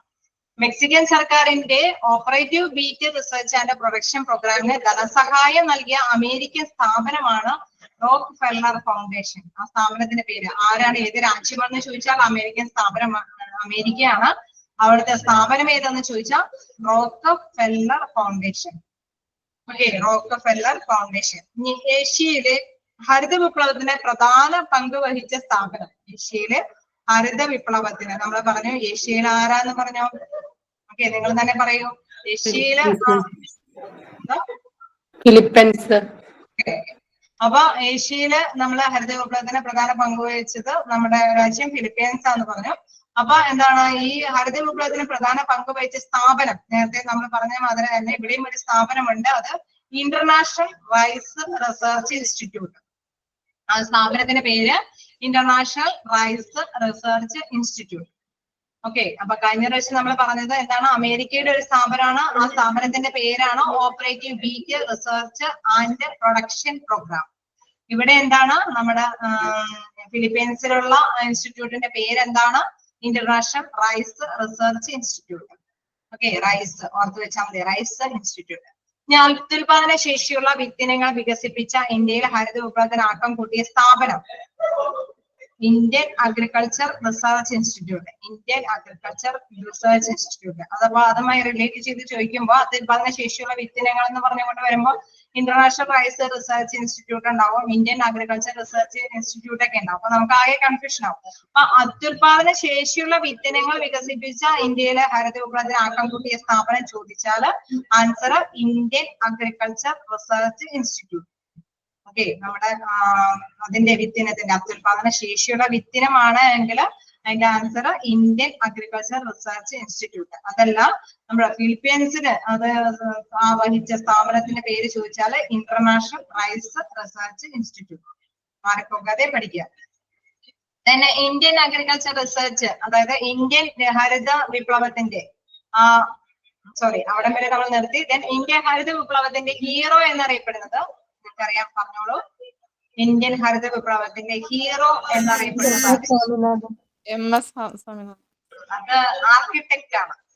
Hero എന്നറിയപ്പെടുന്ന വ്യക്തി വേറൊരു പേരാണ്. നിങ്ങൾക്ക് കൺഫ്യൂഷൻ ഉണ്ടാകുന്നത് തന്നെയാണ്. Okay, Singh. Doctor MP Singh. അദ്ദേഹമാണ് ഇന്ത്യൻ ഹരിത വിപ്ലവത്തിന്റെ ഹീറോ. അത് മാറിപ്പോകരുത്. ഹീറോ ചോദിച്ചു കഴിഞ്ഞാൽ ഓർത്ത് വെക്കുക ഡോക്ടർ MP സിംഗ്. അതേസമയം നിങ്ങൾ പറഞ്ഞ മാത്രമേ ഇന്ത്യൻ ഹരിത വിപ്ലവത്തിന്റെ ആർക്കിടെക്ട് അത് ആരാന്ന് ചോദിച്ചു കഴിഞ്ഞാൽ doctor MS Swaminathan. Okay, doctor MS Swaminathan. അദ്ദേഹമാണ് എന്താ പറയുക ഹരിത വിപ്ലവത്തിന്റെ ആർക്കിടെക്ട്. പക്ഷെ ഹീറോ മാറിപ്പോകരുത്, MP സിംഗ് ആണ്. ഓക്കെ, MP സിംഗ് ആണ്. ദെൻ ഇന്ത്യൻ ഹരിത വിപ്ലവം നടന്ന സമയത്ത് കേന്ദ്ര കൃഷി മന്ത്രി ആരായിരുന്നു? നിങ്ങൾക്ക് അറിയാവുന്നതാണ്. ആൻസർ പറയൂ. Yes, C Subramaniam. ചില ഭയങ്കര എന്താ പറയാ ടൈറ്റ് ക്വസ്റ്റ്യൻസ് ഒക്കെ ആണെങ്കിൽ സുബ്രഹ്മണ്യം അങ്ങോട്ട് കൊടുക്കും, എന്നിട്ട് ഇനീഷ്യൽ അങ്ങോട്ട് മാറ്റി കൊടുക്കും. എന്താണ്? C സുബ്രഹ്മണ്യം. ഓർത്ത് വെച്ചേക്കാം, C സുബ്രഹ്മണ്യം. ഓക്കെ, ഇന്ത്യൻ ഹരിത വിപ്ലവം നടന്ന സമയത്ത് കേന്ദ്ര കൃഷി മന്ത്രി ആരായിരുന്നു? C സുബ്രഹ്മണ്യം. ഇനി ഇന്ത്യയിൽ ഹരിത വിപ്ലവത്തിന്റെ രണ്ടാം കാലഘട്ടം ഏത്? ഇന്ത്യയിൽ ഹരിത വിപ്ലവത്തിന്റെ രണ്ടാം കാലഘട്ടം ഏത്? 1970 തൊട്ട് 80 വരെ. ഓക്കെ, നമ്മൾ നേരത്തെ പഠിച്ചു 66, 64 അല്ലെ? ആ ടൈം നമ്മൾ പഠിച്ചു. അതേമാതിരി തന്നെ 70കളുടെ മധ്യം മുതൽ 80കളുടെ മധ്യം വരെ അങ്ങനെയുള്ള ടൈമാണ് രണ്ടാം കാലഘട്ടം. നമ്മൾ ഇതെല്ലാം പഠിച്ചു വെക്കുമ്പോൾ ക്വസ്റ്റ്യൻസ് ചിലപ്പോൾ ഇപ്പൊ ഈ എന്താ പറയാ സ്റ്റേറ്റ്മെന്റ് ബേസ് ആയതുകൊണ്ട് എല്ലാ കാര്യം മനസ്സിൽ കുറിച്ച് വെക്കണം കേട്ടോ. ചിലപ്പോൾ അത് ഇതുമായി ബന്ധപ്പെട്ട ഒന്നാം ഹരിത വിപ്ലവമാണോ രണ്ടാം ഹരിത വിപ്ലവമാണോ എന്നൊക്കെ ഉള്ളത് മാറിപ്പോകാതൊക്കെ ഇരിക്കാനായിട്ട് നിങ്ങൾ ശ്രമിക്കണം. അതുകൊണ്ട് തന്നെ ഇത്തരം കാര്യങ്ങളൊക്കെ ശ്രദ്ധിച്ച് പഠിക്കുക. രണ്ടാമത്തെ കാര്യമാണ് ചോദിക്കണമെങ്കിൽ 1970കളുടെ മധ്യം മുതൽ 1980കളുടെ മധ്യം വരെ. ഇനി ജില്ലാതല തീവ്ര കാർഷിക പരിപാടി ഏത് പേരിലാണ് അറിയപ്പെട്ടത്? ജില്ലാതല തീവ്ര കാർഷിക പരിപാടി. നമ്മൾ പഠിച്ചുകൊണ്ടിരിക്കുന്ന ടോപ്പിക്കിന്റെ പേര് തന്നെയാണ് ഹരിത വിപ്ലവം. ജില്ലാതല തീവ്ര കാർഷിക പരിപാടി ഏത് പേരിലാണ് അറിയപ്പെട്ടത്? ജില്ലാതല തീവ്ര കാർഷിക പരിപാടി അറിയപ്പെട്ടത് ഹരിത വിപ്ലവം എന്ന രീതിയിലാണ്. ഓക്കെ, ഇനി IR8 എന്ന അത്യുൽപാദന ശേഷിയുള്ള നെല്ലിനെ വികസിപ്പിച്ചെടുത്ത സ്ഥാപനം അത് നിങ്ങൾക്ക് അറിയാവുന്നതായിരിക്കും. ഓക്കെ, IR8 അല്ലെ? അത് അത്യുൽപാദന ശേഷിയുള്ള ഒരു നെല്ലിനമാണ്. അത് വികസിപ്പിച്ചെടുത്ത സ്ഥാപനം എന്താണ്? നമ്മുടെ ഇതിന്റെ ഇത് നേരത്തെ നമ്മൾ പഠിച്ച അതേ ഇൻസ്റ്റിറ്റ്യൂട്ട് ആണ് international rice research institute. International rice research ഇൻസ്റ്റിറ്റ്യൂട്ടിന്റെ ഒരു പ്രത്യേകത എന്താണ്? ആ ഒരു ഇത് പറഞ്ഞായിരുന്നു. എന്തായിരുന്നു അതിന്റെ പ്രത്യേകത? അത്യുൽപാദന ശേഷിയുള്ള വിത്തിനങ്ങൾ ആണോ? അല്ലല്ലോ. ഇന്ത്യയിലെ ഹരിത വിപ്ലവത്തിന് പ്രധാന പങ്ക് വഹിച്ച സ്ഥാപനം അല്ലെ? ഇന്ത്യയിലെ ഹരിത വിപ്ലവത്തിന് പ്രധാന പങ്ക് വഹിച്ച സ്ഥാപനത്തിന്റെ പേര് ചോദിച്ചപ്പോഴാണ് international rice research institute Philippines നമ്മൾ പറഞ്ഞത്.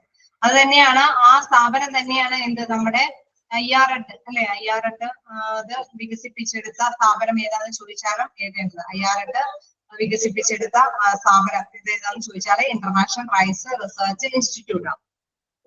ഓക്കെ, ക്ലിക്ക് ഓർമ്മയിൽ വെച്ചോളൂ. ലോകത്തെ ഹരിത വിപ്ലവത്തിന്റെ പിതാവ്, ലോകത്താണെങ്കിൽ ഹരിത വിപ്ലവത്തിന്റെ പിതാവ്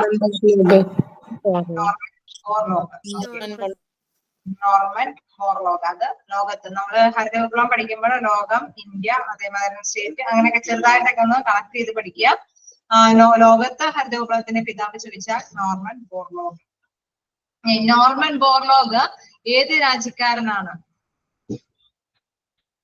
ഏത് രാജ്യക്കാരനാണ്? നമ്മൾ മെക്സിക്കോ ആണ് ആദ്യം എന്നൊക്കെ പറഞ്ഞു, പക്ഷെ അതിന് ഒരു സ്ഥാപനത്തിന്റെ സപ്പോർട്ട് ഉണ്ടായെന്ന് പറഞ്ഞു. അപ്പൊ ഏത് രാജ്യക്കാരനാണ്? ആ സപ്പോർട്ട് ഉണ്ടായ സ്ഥാപനം എവിടെയായിരുന്നു എന്ന് വെച്ചാൽ അമേരിക്ക. അതായത് അമേരിക്ക.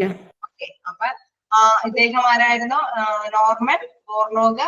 ഏത് രാജ്യക്കാരനാണെന്ന് ചോദിച്ചാൽ USA ആണ് അതിന്റെ ഒരു വേരിയേഷൻ. മെക്സിക്കോയിലാണ് ഇങ്ങനെ നമ്മൾ നടന്നെങ്കിലും അതിന്റെ എന്താ പറയുക, നോർമൻ ബോർലോഗ് ആണ് അതിന്റെ പിതാവ്. അദ്ദേഹത്തിന്റെ രാജ്യം ചോദിച്ചാല് USA ആണ്. അതുകൊണ്ടാണ് അത് നോക്കി പഠിക്കണം എന്ന് പറഞ്ഞത്. ഇന്ത്യയിലെ ഹരിത വിപ്ലവത്തിന്റെ രാഷ്ട്രീയ പിതാവ് എന്നറിയപ്പെടുന്നത് ആര്? പറഞ്ഞോളൂ, ആരാണ് ഇന്ത്യയിലെ ഹരിത വിപ്ലവത്തിന്റെ രാഷ്ട്രീയ പിതാവ് എന്നറിയപ്പെടുന്നത്? അറിയാൻ ശ്രമിക്കുന്നുണ്ടോ നിങ്ങൾ? അതോ വെറുതെ അറിയാതെ വോയിസ് വന്നതാണോ? ഇനിവേ എന്താണ്? C. സുബ്രഹ്മണ്യം. അദ്ദേഹം തന്നെയാണ് എന്താണ് ഇന്ത്യയിലെ ഹരിത വിപ്ലവത്തിന്റെ രാഷ്ട്രീയ പിതാവ് എന്നറിയപ്പെടുന്നത്. C. സുബ്രഹ്മണ്യം. C. സുബ്രഹ്മണ്യത്തിന്റെ വേറൊരു ക്വസ്റ്റ്യൻ എന്തായിരുന്നു? കേന്ദ്ര കൃഷിമന്ത്രി ഹരിത വിപ്ലവത്തിന്റെ കേന്ദ്ര കൃഷിമന്ത്രി അല്ലെ? അപ്പൊ അദ്ദേഹം തന്നെയാണ് രാഷ്ട്രീയ പിതാവ്. ഇന്ത്യന്റെ ഹരിത വിപ്ലവത്തിന്റെ രാഷ്ട്രീയ പിതാവ് ചോദിച്ചാൽ C. സുബ്രഹ്മണ്യം. ഏത് വിഷയത്തിനാണ് നോർമൻ ബോർലോഗിന് 1970 നോബൽ സമ്മാനം ലഭിച്ചത്? നോർമൻ ബോർലോഗ് ആണ് നമ്മൾ പറഞ്ഞു ലോകത്തെ ഹരിത വിപ്ലവം ഇതൊക്കെ പറഞ്ഞു. അപ്പൊ അദ്ദേഹത്തിന് ഒരു വിഷയത്തില് എന്താ പറയണ നോബൽ സമ്മാനം കിട്ടി. പക്ഷെ അത് കൃഷിയല്ല. അതാണ് മനസ്സിലാക്കേണ്ട ഒരു കാര്യം. സമാധാനത്തിനാണ് അദ്ദേഹത്തിന് നോബൽ സമ്മാനം ലഭിച്ചത്. അതുകൊണ്ടാണ് അത് എടുത്ത് പഠിപ്പിക്കുന്നത്. അദ്ദേഹത്തിന് എന്താണ് നോർമൻ ബോർലോഗിന് 1970 നോബൽ സമ്മാനം ലഭിച്ചു. പക്ഷെ അത് നമ്മളെ ഒറ്റയടിക്ക് എന്താണ് കൃഷിയാണെന്നോ അത് കൃഷിയിലേക്ക് ഓടിച്ചെന്ന് നമ്മൾ ഇത് ചെയ്യും. പക്ഷെ അതല്ല, ആൻസർ സമാധാനത്തിനാണ് അദ്ദേഹത്തിന് നോബൽ സമ്മാനം ലഭിച്ചതെന്ന് മറക്കാതെ ഓർത്തു വെക്കണം. ഏത് വിഷയത്തിനാണ് നോർമൻ ബോർലോഗിന് 1970 നോബൽ സമ്മാനം ലഭിച്ചത്? നോർമൻ ബോർലോഗ് എന്ന് വരുമ്പോൾ നമ്മൾ കൃഷിയിലേക്ക് കണക്ട് ചെയ്ത് വെക്കുക. അതായത് അത്തരത്തിലുള്ള നോബൽ സമ്മാനം ഇല്ല. അപ്പൊ സമാധാനത്തിനുള്ള നോബൽ സമ്മാനമാണ് ലഭിച്ചത്. പിന്നെ ഹരിത വിപ്ലവം ആരംഭിച്ചത് ഏത് രാജ്യത്താണ്? ഇപ്പൊ ആ ക്വസ്റ്റ്യൻ വന്നിട്ടുണ്ട്. നിങ്ങൾ പറഞ്ഞു. മെക്സിക്കോ. ഓക്കെ, നമ്മൾ ആദ്യം പറഞ്ഞ ക്വസ്റ്റ്യൻ ആണ് ഇവിടെ പറഞ്ഞത്. അതുകൊണ്ട് തന്നെയാണ് ഫിലിപ്പീൻസ് ഏഷ്യ എന്ന് ഓർത്ത് വെച്ചേക്കണം. നമ്മുടെ രാജ്യത്ത് ഏത് രാജ്യം എന്ന് ചോദിച്ചാൽ ആദ്യത്തെ രാജ്യം ഹരിത വിപ്ലവത്തിന് ആരംഭം കുറിച്ച ഏത് രാജ്യം എന്ന് ചോദിച്ചാൽ മെക്സിക്കോ ആണ്.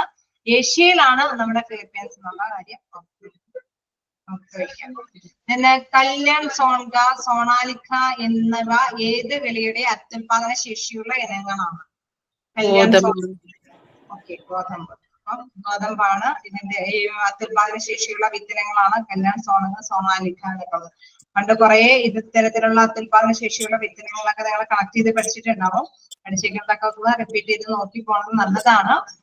Okay, seed fertiliser irrigation revolution എന്ന് ഇന്ത്യയിൽ അറിയപ്പെട്ടത്?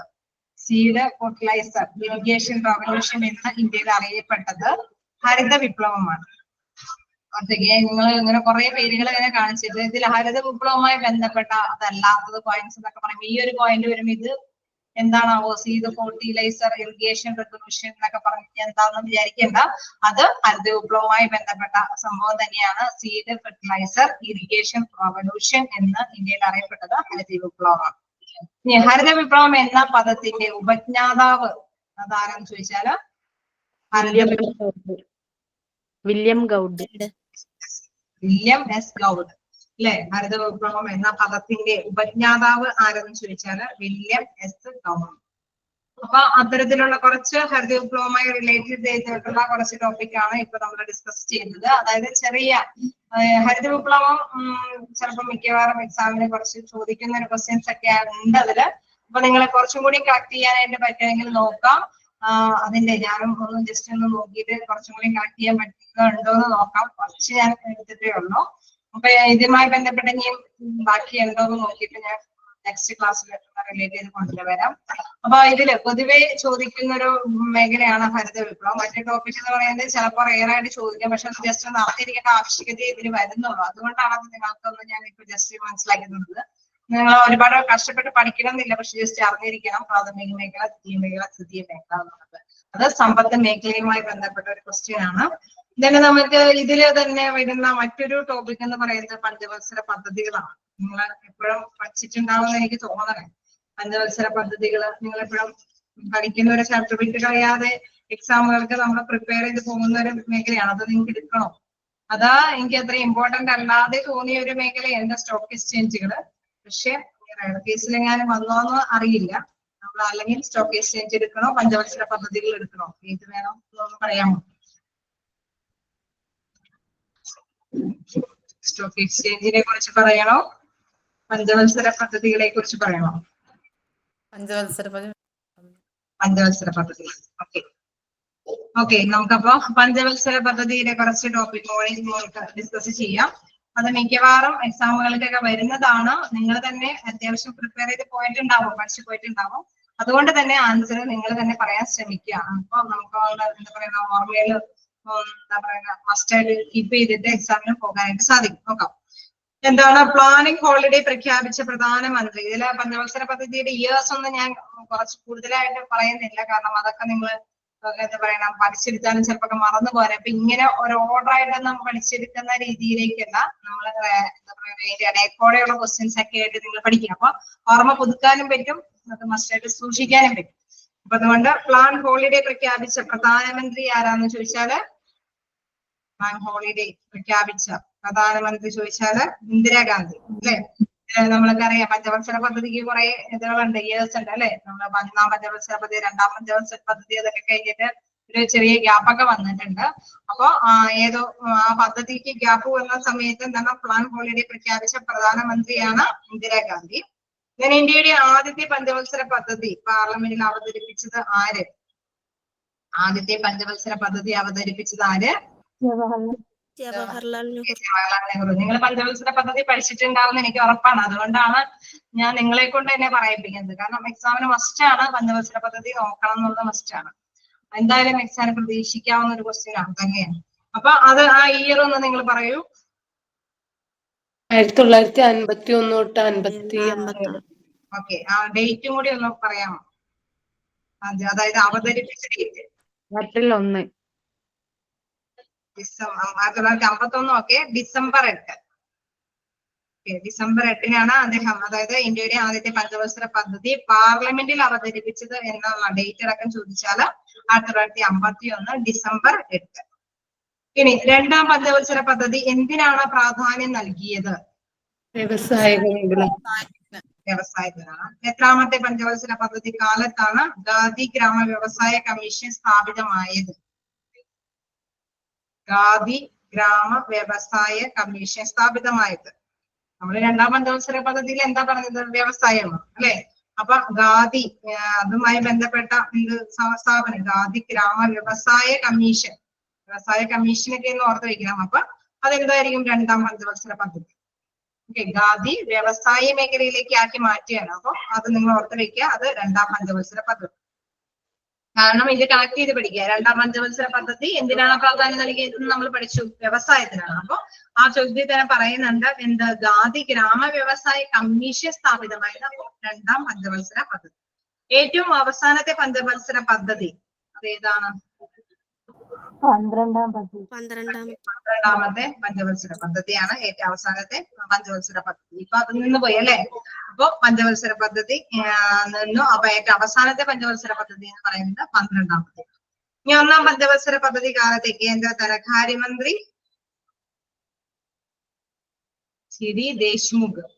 ധനകാര്യമന്ത്രി, അത് നമ്മള് എന്താ പറയാ, പ്രധാനമന്ത്രി പഠിക്കുന്നതോടൊപ്പം ധനകാര്യ, ഇത് ധനകാര്യ പോർഷൻ ആയതുകൊണ്ട് നമ്മൾ സമ്പദ് വ്യവസ്ഥയുമായി ബന്ധപ്പെട്ട പഠിക്കുന്നത് കൊണ്ട് ആ ടൈമില് ധനകാര്യമന്ത്രിയെ കൂടി നിങ്ങൾ പഠിക്കാനായിട്ട് ശ്രമിക്കണം, പ്രധാനമന്ത്രിയോടൊപ്പം തന്നെ.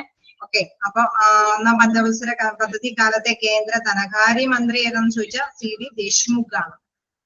നമ്മുടെ ജവഹർലാൽ നെഹ്റുവിന്റെ ഒപ്പം പഠിച്ചു മനസ്സിലാക്കുക, ദേശ്മുഖിനെ കൂടി പഠിച്ചു മനസ്സിലാക്കുക, അദ്ദേഹം ധനകാര്യമന്ത്രിയായിരുന്നു. ഗാഡ്ഗിൽ മോഡൽ എന്നറിയപ്പെടുന്ന പഞ്ചവത്സര പദ്ധതി നിങ്ങൾക്ക് അറിയാവുന്നതാണ്. ഗാഡ്ഗിൽ മോഡല് 4ാം പഞ്ചവത്സര പദ്ധതി. 4ാം പഞ്ചവത്സര പദ്ധതി. ജനകീയ ആസൂത്രണം തുടങ്ങിയത് എത്രാം പഞ്ചവത്സര പദ്ധതിയിലാണ്? 1ാം പഞ്ചവത്സര പദ്ധതി. ജനകീയ ആസൂത്രണം 3. പറഞ്ഞോ, 9. ഓക്കെ, 9ാം പദ്ധതി. ജനകീയ ആസൂത്രണം തുടങ്ങിയത് എത്രാം പഞ്ചവത്സര പദ്ധതി കാലത്താണ്? 9. നമ്മള് എത്ര പഞ്ചവത്സര പദ്ധതി വരെയാണ് അവസാനം പറഞ്ഞത്? 12. അതിൽ 9ാമത്തേലാണ് ജനകീയ ആസൂത്രണം തുടങ്ങിയത്. ഓക്കെ, എത്രാം പഞ്ചവത്സര പദ്ധതി എന്ന് വെച്ചാൽ 9. CD ധർ മോഡൽ എന്നറിയപ്പെടുന്ന പഞ്ചവത്സര പദ്ധതി. CD ധർ മോഡൽ എന്നറിയപ്പെടുന്ന പഞ്ചവത്സര പദ്ധതിയാണ് 5ാം പഞ്ചവത്സര പദ്ധതി. ഓക്കെ, CD ധർ മോഡൽ എന്നറിയപ്പെടുന്ന പഞ്ചവത്സര പദ്ധതിയാണ് 5ാമത്തെ. മഹാത്മാഗാന്ധി മോഡൽ എന്നറിയപ്പെടുന്ന പഞ്ചവത്സര പദ്ധതി, ചിലർക്ക് ചില പേരുകൾ കൂടി അറിയപ്പെടുന്നുണ്ട്. 1ാം പഞ്ചവത്സര പദ്ധതി പഠിക്കുമ്പോൾ അവിടുത്തെ ആ ടൈം ഇയർ പഠിക്കണം, ഒപ്പം തന്നെ ആ ടൈമിലെ മന്ത്രിയെ കുറിച്ച് പഠിക്കണം. പ്രധാനമന്ത്രി ആരാന്ന് ചോദിക്കണം, ശ്രദ്ധിക്കണം. അപ്പം ധനകാര്യമന്ത്രി ഏതാന്ന് നോക്കണം. പിന്നെ അതിൽ കുറച്ച് കണക്ട് ചെയ്തിട്ടുള്ള കാര്യങ്ങൾ, അങ്ങനെയാണ് ശരിക്കും നിങ്ങൾ തലയിൽ ഉറപ്പിക്കേണ്ടത്. പക്ഷെ ഇതെല്ലാം കൂടി ഇങ്ങനെ പഠിച്ചു കഴിയുമ്പോൾ എന്താ പറയാ, നമുക്ക് ആകെ വേരിയേഷൻ വരും. എന്നിട്ട് ഇത്തരത്തിലുള്ള ക്വസ്റ്റ്യൻസുകൾ കൂടി റെഫർ ചെയ്യുമ്പോൾ നിങ്ങളുടെ തലയിൽ ഉറപ്പിക്കാൻ പറ്റും, അതായത് മനസ്സിൽ നിന്ന് മാഞ്ഞു പോകില്ല. അപ്പൊ നിങ്ങൾ അത്യാവശ്യം പഠിച്ചിട്ടുണ്ട്, അതിനോടൊപ്പം തന്നെ നിങ്ങൾ കണക്ട് ചെയ്ത് പഠിച്ചു വെക്കുക. എന്താണ് മഹാത്മാഗാന്ധി മോഡൽ എന്നറിയപ്പെടുന്ന പഞ്ചവത്സര പദ്ധതി എന്ന് പറയുന്നത് 6ാം പഞ്ചവത്സര പദ്ധതി. നമ്മൾ നേരത്തെ ജനകീയ എന്ന് ചോദിക്കുമ്പോ എന്താണ്? 9. 9. അപ്പൊ അതേമാതിരി തന്നെ നമ്മൾ പറഞ്ഞ മഹാത്മാഗാന്ധി മോഡൽ ആണെങ്കിൽ 6ാം പദ്ധതി. ഇനി ആധാർ നടപ്പാക്കിയത് എത്രാം പഞ്ചവത്സര പദ്ധതി കാലത്താണ്? ആധാർ നിങ്ങൾ ഒരുപാട് പോയിട്ടൊന്നുമില്ല. ആധാർ നടപ്പാക്കിയത് അല്ലെ, അപ്പൊ അത് ഏത് കാലത്തായിരിക്കും? 11. അത് ഓർത്ത് വെച്ചേക്കാം. ആധാർ നടപ്പാക്കിയത് എത്രാം പഞ്ചവത്സര കാലത്താണ്? 11ാം പഞ്ചവത്സര കാലത്ത്. ഓക്കെ, ഇനി ആസൂത്രണ കമ്മീഷന്റെ അവസാനത്തെ അധ്യക്ഷൻ? മോണ്ടേക് സിംഗ് അലുവാലി. അധ്യക്ഷൻ മാറിപ്പോയി. നരേന്ദ്രമോദി. ഓക്കെ, നരേന്ദ്രമോദി. ആസൂത്രണ കമ്മീഷനായി, അത് പഞ്ചവത്സര പദ്ധതിയിൽ നിന്ന് വ്യത്യസ്തമായ ഒരു ചോദ്യം ടോപ്പിക്ക് വന്നല്ലേ. ആസൂത്രണ കമ്മീഷന്റെ അവസാനത്തെ അധ്യക്ഷൻ നരേന്ദ്രമോദിയാണ്. റാവു മൻമോഹൻ മോഡൽ എന്നറിയപ്പെടുന്ന പഞ്ചവത്സര പദ്ധതി, ഇത് ഇടയ്ക്ക് ഒന്നിച്ച് പഠിച്ചു പോവാതിരിക്കാനും ഓർമ്മയിൽ ഉറപ്പിക്കാൻ വേണ്ടിയിട്ടാണ് ഇങ്ങനെ ഇടയ്ക്കിടയ്ക്ക് ഇത് മാറി പറയുന്നത്. അപ്പൊ അതിൽ നോക്കാം, റാവു മൻമോഹൻ മോഡൽ എന്നറിയപ്പെടുന്ന പഞ്ചവത്സര പദ്ധതി ചോദിക്കുമ്പോൾ 8ാം പഞ്ചവത്സര പദ്ധതിയാണ്. 8ാം പഞ്ചവത്സര പദ്ധതി. അപ്പൊ 9 നമ്മൾ പഠിച്ചു, 5 പഠിച്ചു, പിന്നെ 8 അല്ലെ. 8 എന്ന് പറയുന്നത് റാവു മൻമോഹൻ മോഡൽ. അതേസമയം നമ്മൾ പറഞ്ഞ മഹാത്മാഗാന്ധി ആണെങ്കിൽ 6ാം പദ്ധതിയാണ്. മഹാത്മാഗാന്ധി ആണെങ്കിൽ 6ാം പദ്ധതി. ഇനി എത്രാമത്തെ പഞ്ചവത്സര പദ്ധതിയിലാണ് ഏറ്റവും ഉയർന്ന വളർച്ചാ നിരക്ക് രേഖപ്പെടുത്തി? ഏറ്റവും ഉയർന്ന വളർച്ചാ നിരക്ക് ഏത് പഞ്ചവത്സര കാലത്താണെന്നുള്ളത് ശ്രദ്ധിച്ചു വെക്കുക. 11ാം പഞ്ചവത്സര പദ്ധതിക്കാലത്ത്. 11ാം പഞ്ചവത്സര പദ്ധതിക്കാലത്ത്. അപ്പൊ ഈ 11 വേറെ ഒരെണ്ണത്തിനും കൂടി നമ്മൾ ഡിസ്കസ് ചെയ്ത് പറഞ്ഞു തീർക്കും. എന്തായിരുന്നു? ആധാർ. ആ ടൈമിൽ തന്നെയാണ് എന്ത് ഏറ്റവും ഉയർന്ന വളർച്ചാ നിരക്ക് രേഖപ്പെടുത്തിയത്. ഓക്കെ, ഇനി ജനകീയ പദ്ധതി എന്നറിയപ്പെടുന്നത് നമ്മൾ ഏതോ പദ്ധതിയുടെ കാര്യം പറഞ്ഞില്ലേ, അത് 9ാം പദ്ധതി. അങ്ങനെ ചോദിച്ചാലും അങ്ങനെ തന്നെ ഇത് ജനകീയ പദ്ധതി എന്നറിയപ്പെടുന്നത് 9ാം പദ്ധതി. ബോംബെ പദ്ധതിയിൽ അംഗമായിരുന്ന മലയാളി, അതൊക്കെ നിങ്ങൾ പഠിച്ചിട്ടുണ്ടോ? ബോംബെ പദ്ധതി മലയാളികളൊക്കെ വരുമ്പോ തന്നെ വേഗം അത് പഠിച്ചെടുക്കാൻ വഴിയുള്ളതാണ്. ബോംബെ പദ്ധതിയിൽ അംഗമായിരുന്ന മലയാളി ജോൺ മത്തായി. ജോൺ മത്തായി ആണ് ബോംബെ പദ്ധതിയിലെ അംഗമായിരുന്ന മലയാളി. ഇനി ആസൂത്രണ കമ്മീഷന്റെ അവസാനത്തെ ഉപാധ്യക്ഷൻ? മോണ്ടേക് സിംഗ് അലുവാലി. 2 ആസൂത്രണ കമ്മീഷന്റെ കാര്യമാണോ? ഒന്ന് ആസൂത്രണ കമ്മീഷന്റെ അവസാനത്തെ അധ്യക്ഷൻ ചോദിച്ചാൽ നരേന്ദ്രമോദി, അവസാനത്തെ ഉപാധ്യക്ഷൻ ചോദിച്ചാൽ മോണ്ടേക് സിംഗ് അലുവാലി. ഓക്കെ, ഇനി ഇന്ത്യയിലെ പഞ്ചവത്സര പദ്ധതിക്കിടയിലെ ആദ്യ ഇടവേള എന്നായിരുന്നു? ആദ്യ ഇടവേള എന്നായിരുന്നു ചോദിച്ചാൽ 1966 മുതൽ 69. 56 മുതൽ 69 വരെ. ഇന്ത്യയുടെ വിദ്യാഭ്യാസ പദ്ധതി എന്നറിയപ്പെടുന്ന പഞ്ചവത്സര പദ്ധതി. വിദ്യാഭ്യാസ പദ്ധതി എന്നറിയപ്പെടുന്ന പഞ്ചവത്സര പദ്ധതി 11ാം പദ്ധതിയാണ്. അപ്പൊ 3 കാര്യങ്ങളായിട്ടോ 11ാം പദ്ധതിയെ കുറിച്ച് നമ്മൾ പഠിക്കുന്നത്. ഒന്ന്, ഫസ്റ്റ് വൺ പറഞ്ഞേ. ആധാർ നടപ്പിലാക്കിയത്. സെക്കൻഡ് വൺ ഉയർന്ന വളർച്ചാ നിരക്ക്. തേർഡ് വൺ വിദ്യാഭ്യാസ പദ്ധതി. വിദ്യാഭ്യാസ പദ്ധതി. അതെല്ലാം എന്താ ഓർത്ത് വെച്ചേക്കണം, 11ാം പഞ്ചവത്സര പദ്ധതി. അപ്പൊ ഇന്ത്യയുടെ വിദ്യാഭ്യാസ പദ്ധതി എന്നറിയപ്പെടുന്ന പഞ്ചവത്സര പദ്ധതി 11ാം പദ്ധതിയാണ്. ഇതിന് ഏത് പഞ്ചവത്സര പദ്ധതി കാലത്താണ് ഇന്ത്യ ലോക വ്യാപാര സംഘടനയിൽ അംഗമായത്? ഇന്ത്യ ലോക നമുക്ക് വേൾഡ് WHO അല്ലെ, വേൾഡ് WHO അല്ല, എന്നിട്ടാണ് നമ്മുടെ അത് നിങ്ങൾക്ക് കുറെ പഠിക്കാനുണ്ട്. നമ്മുടെ ഗ്ലോബൽ ആയിട്ടുള്ള കാര്യങ്ങളായതുകൊണ്ട് അതുകൊണ്ട് പറയാണ് ഏത് വ്യാപാര സംഘടനയിൽ. അപ്പൊ വ്യാപാര സംഘടനയിൽ അംഗമായത് ഏത് ടൈമിലാണ്? 8ാം പദ്ധതി കാലത്താണ്. നമുക്ക് എല്ലാവർക്കും എപ്പോഴും മെമ്പർഷിപ്പ് കിട്ടില്ല അല്ലെ, ഗ്ലോബൽ ആയിട്ടുള്ളത് വേൾഡ് ഓർഗനൈസേഷൻ ആണ്. അതുകൊണ്ട് തന്നെ നമുക്ക് മെമ്പർഷിപ്പ് കിട്ടണമെങ്കിൽ വളരെയധികം കാര്യങ്ങളൊക്കെ അവർ ശ്രദ്ധിച്ചിട്ടേ നമുക്ക് മെമ്പർഷിപ്പ് കിട്ടുള്ളൂ. അപ്പൊ ഏത് പഞ്ചവത്സര കാലത്താണ് നമ്മുടെ വ്യാപാര സംഘടനയിൽ, ലോക വ്യാപാര സംഘടനയിൽ അംഗമാണ് ചോദിച്ചു കഴിഞ്ഞാല് 8ാം പദ്ധതി കാലത്ത്. ഓക്കെ. വനിതാ വികസനം എന്ന നിലയില് വനിതാ ശാക്തീകരണം എന്ന നിലയിലേക്ക് സമീപനത്തിൽ മാറ്റം വിഭാവനം ചെയ്ത പഞ്ചവത്സര പദ്ധതി 9ാം പദ്ധതിയാണ്. 9ാം പദ്ധതിയിലാണ് വനിതാ വികസനം എന്ന നിലയിൽ നിന്ന് വനിതാ ശാക്തീകരണം എന്ന നിലയിലേക്ക്, വനിതാ ശാക്തീകരണം, വനിതാ വികസനം എന്നതിൽ നിന്ന് വനിതാ ശാക്തീകരണം എന്നതിലേക്ക് മാറ്റം വരുത്തിയ പദ്ധതി എന്ന് ചോദിച്ചാൽ 9ാം പഞ്ചവത്സര പദ്ധതി. ഓക്കെ, 9ാം പഞ്ചവത്സര പദ്ധതി. 9ാം പഞ്ചവത്സര പദ്ധതിക്ക് വേറെ പ്രത്യേകതകൾ പറഞ്ഞു. ജനകീയ പദ്ധതി. ഓക്കെ, അപ്പൊ അതിലാണ് എന്താണ് പറയുന്നത്, സ്ത്രീകളുടെ കാര്യമാണെങ്കിൽ എന്താക്കി മാറ്റി? വനിതാ വികസനം എന്ന നിലയിൽ വനിതാ ശാക്തീകരണം. അതാണ് 9ാം പദ്ധതി. വനിതാ ശാക്തീകരണത്തിന് ഊന്നൽ നൽകിയ പഞ്ചവത്സര പദ്ധതി നമ്മൾ പക്ഷേ പറയുന്നത് 10ാം പദ്ധതിയാണ്. വനിതാ ശാക്തീകരണത്തിന് ഊന്നൽ നൽകിയ പഞ്ചവത്സര പദ്ധതി ചോദിച്ചാൽ മാറിപ്പോകാതിരിക്കാനും കൂടി ശ്രദ്ധിക്കണം, 10ാം പദ്ധതിയാണ്. അതേസമയം വനിതാ വികസനം എന്ന നിലയിൽ നിന്ന് വനിതാ ശാക്തീകരണം എന്ന നിലയിലേക്ക് സമീപനത്തിൽ മാറ്റം വരുത്തിയ പദ്ധതി ചോദിച്ചാൽ 9ാം പദ്ധതി. പക്ഷെ വനിതാ ശാക്തീകരണത്തിൽ ഊന്നൽ നൽകിയ പഞ്ചവത്സര പദ്ധതി ചോദിച്ചാല്, അതായത് പ്രയോറിറ്റി അതിന് കൊടുത്ത് അല്ലെ, വനിതാ ശാക്തീകരണത്തിന് പ്രയോറിറ്റി കൊടുത്തുകൊണ്ട് പഞ്ചവത്സര പദ്ധതികളെ പ്രാധാന്യം നൽകിയ പദ്ധതിയാണ് 10ാം പദ്ധതി. മറ്റേത് ആ ടേം മാറ്റി, വനിതാ വികസനം എന്നത് ശാക്തീകരണം എന്ന ടേമിലേക്ക് മാറ്റി. ഓക്കെ, ദെൻ 1ാം പഞ്ചവത്സര പദ്ധതിക്കായി വകയിരുത്തിയിരുന്നത് എത്ര കോടി രൂപയായിരുന്നു? ആദ്യത്തെ പഞ്ചവത്സര പദ്ധതി ഏതുകൊണ്ട് കുറച്ച് ഡീപ്പായിട്ട് ആയിട്ടൊന്ന് പഠിച്ചു നോക്കാം. അതായത് 2069, അതായത് 2378 കോടിയായി ഉയർത്തി. 1ാം പഞ്ചവത്സര പദ്ധതിയിൽ വകയിരുത്തിയത് 2069 ആയിരുന്നു. പിന്നീട് അത് 2378 കോടിയായി ഉയർത്തി. തൽപറയായിട്ടുള്ള കാര്യങ്ങളൊക്കെയാണ്. ദേശീയ ദുരന്ത നിവാരണ അതോറിറ്റി സ്ഥാപിതമായത് ഏത് പഞ്ചവത്സര പദ്ധതി കാലത്താണ്? നമ്മൾ ദേശീയ ദുരന്തങ്ങളൊക്കെ കുറിച്ച് പഠിച്ചിരുന്നു അല്ലെ ആദ്യ ക്ലാസ്സുകളിലൊക്കെ. ദുരന്ത നിവാരണവുമായിട്ടുള്ള അതോറിറ്റിയൊക്കെ രൂപം കൊണ്ടത് ഏത് പദ്ധതി കാലത്താണ്? 10ാം പദ്ധതി കാലത്താണ്. ഒരുപാട് നാളായിട്ടില്ല അല്ലെ അതൊക്കെ രൂപീകരിച്ചിട്ട്. അപ്പൊ 10ാം പഞ്ചവത്സര കാലത്താണ്, 10ാം പഞ്ചവത്സര കാലത്താണ് ദേശീയ ദുരന്ത നിവാരണ അതോറിറ്റി സ്ഥാപിതമായത്. എത്രാം പഞ്ചവത്സര പദ്ധതി കാലത്ത് പൂർത്തിയാകുന്നതിന് മുമ്പാണ് മൊറാർജി ദേശായി അവസാനിപ്പിച്ചത്? അതായത് ഇടയ്ക്ക് വെച്ച് ബ്രേക്ക് ആക്കി അല്ലെ അദ്ദേഹം അങ്ങനെ നിർത്തിപ്പോയത് ഏത് പഞ്ചവത്സര കാലത്താണ്? 5ാം പദ്ധതി, 5ാം പഞ്ചവത്സര പദ്ധതി. ഓക്കെ, ഓർമ്മയിലുണ്ട്. മാനവശേഷി വികസനം പ്രധാന ലക്ഷ്യമായി പ്രഖ്യാപിച്ച പഞ്ചവത്സര പദ്ധതി.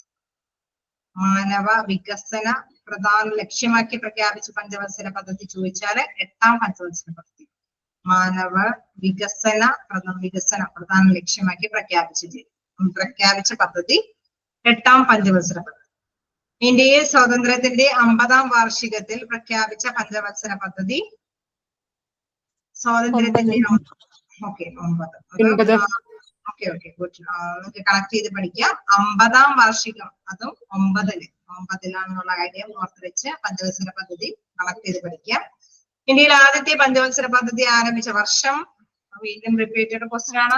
1951. ഓക്കെ, ആരായിരുന്നു പ്രധാനമന്ത്രി? ജവഹർലാൽ നെഹ്റു. ആരായിരുന്നു ധനകാര്യമന്ത്രി? ദേശ്മുഖ്. Deshmukh, C D Deshmukh. ഞാൻ അത് ഓർത്തും പഠിക്കണം എന്ന് പറഞ്ഞിരുന്ന പ്രധാനമന്ത്രി മാത്രം പഠിച്ചാൽ പോലെ ആ ടൈമില് ധനകാര്യമന്ത്രിയെ കൂടി നിങ്ങൾ പഠിച്ചു പോകണം. കാരണം ഇത് സമ്പദ് മേഖലയാണ് അല്ലെ. അപ്പൊ അതുകൊണ്ട് ധനകാര്യമായ ഡിപ്പാർട്ട്മെന്റ് അത് കൈകാര്യം ചെയ്യുന്ന മന്ത്രിയെ കൂടി നിങ്ങൾ പഠിച്ചു പോകണം ആ ടൈമിൽ. ഓക്കെ, അപ്പൊ ഇനി ഏത് പഞ്ചവത്സര പദ്ധതി കാലത്താണ് ബംഗാനങ്ങൾ കനാൽ പ്രൊജക്ട് ആരംഭിച്ചത്? ബംഗാനങ്ങൾ കനാൽ പ്രൊജക്ട് ആരംഭിച്ചത് ഒന്നാമത്തെ പഞ്ചവത്സര കാലത്താണ്. പിന്നെ ഒന്നാം പഞ്ചവത്സര പദ്ധതിയിൽ ലക്ഷ്യമിട്ട വളർച്ചാ നിരക്ക് 2.1. ഏറ്റവും കൂടുതൽ വളർച്ചാ നിരക്ക് കിട്ടിയത് ഏതാണ്? 11. അപ്പൊ നിങ്ങൾ ആദ്യത്തെ വളർച്ചാ നിരക്ക് എത്രയാണെന്ന് കൂടി ഓർത്ത് വെക്കുക. 2.1 വളർച്ചാ നിരക്കാണ് ലക്ഷ്യമിടുന്നത്. 2.1 വളർച്ചാ നിരക്കാണ് ലക്ഷ്യമിടുന്നത്.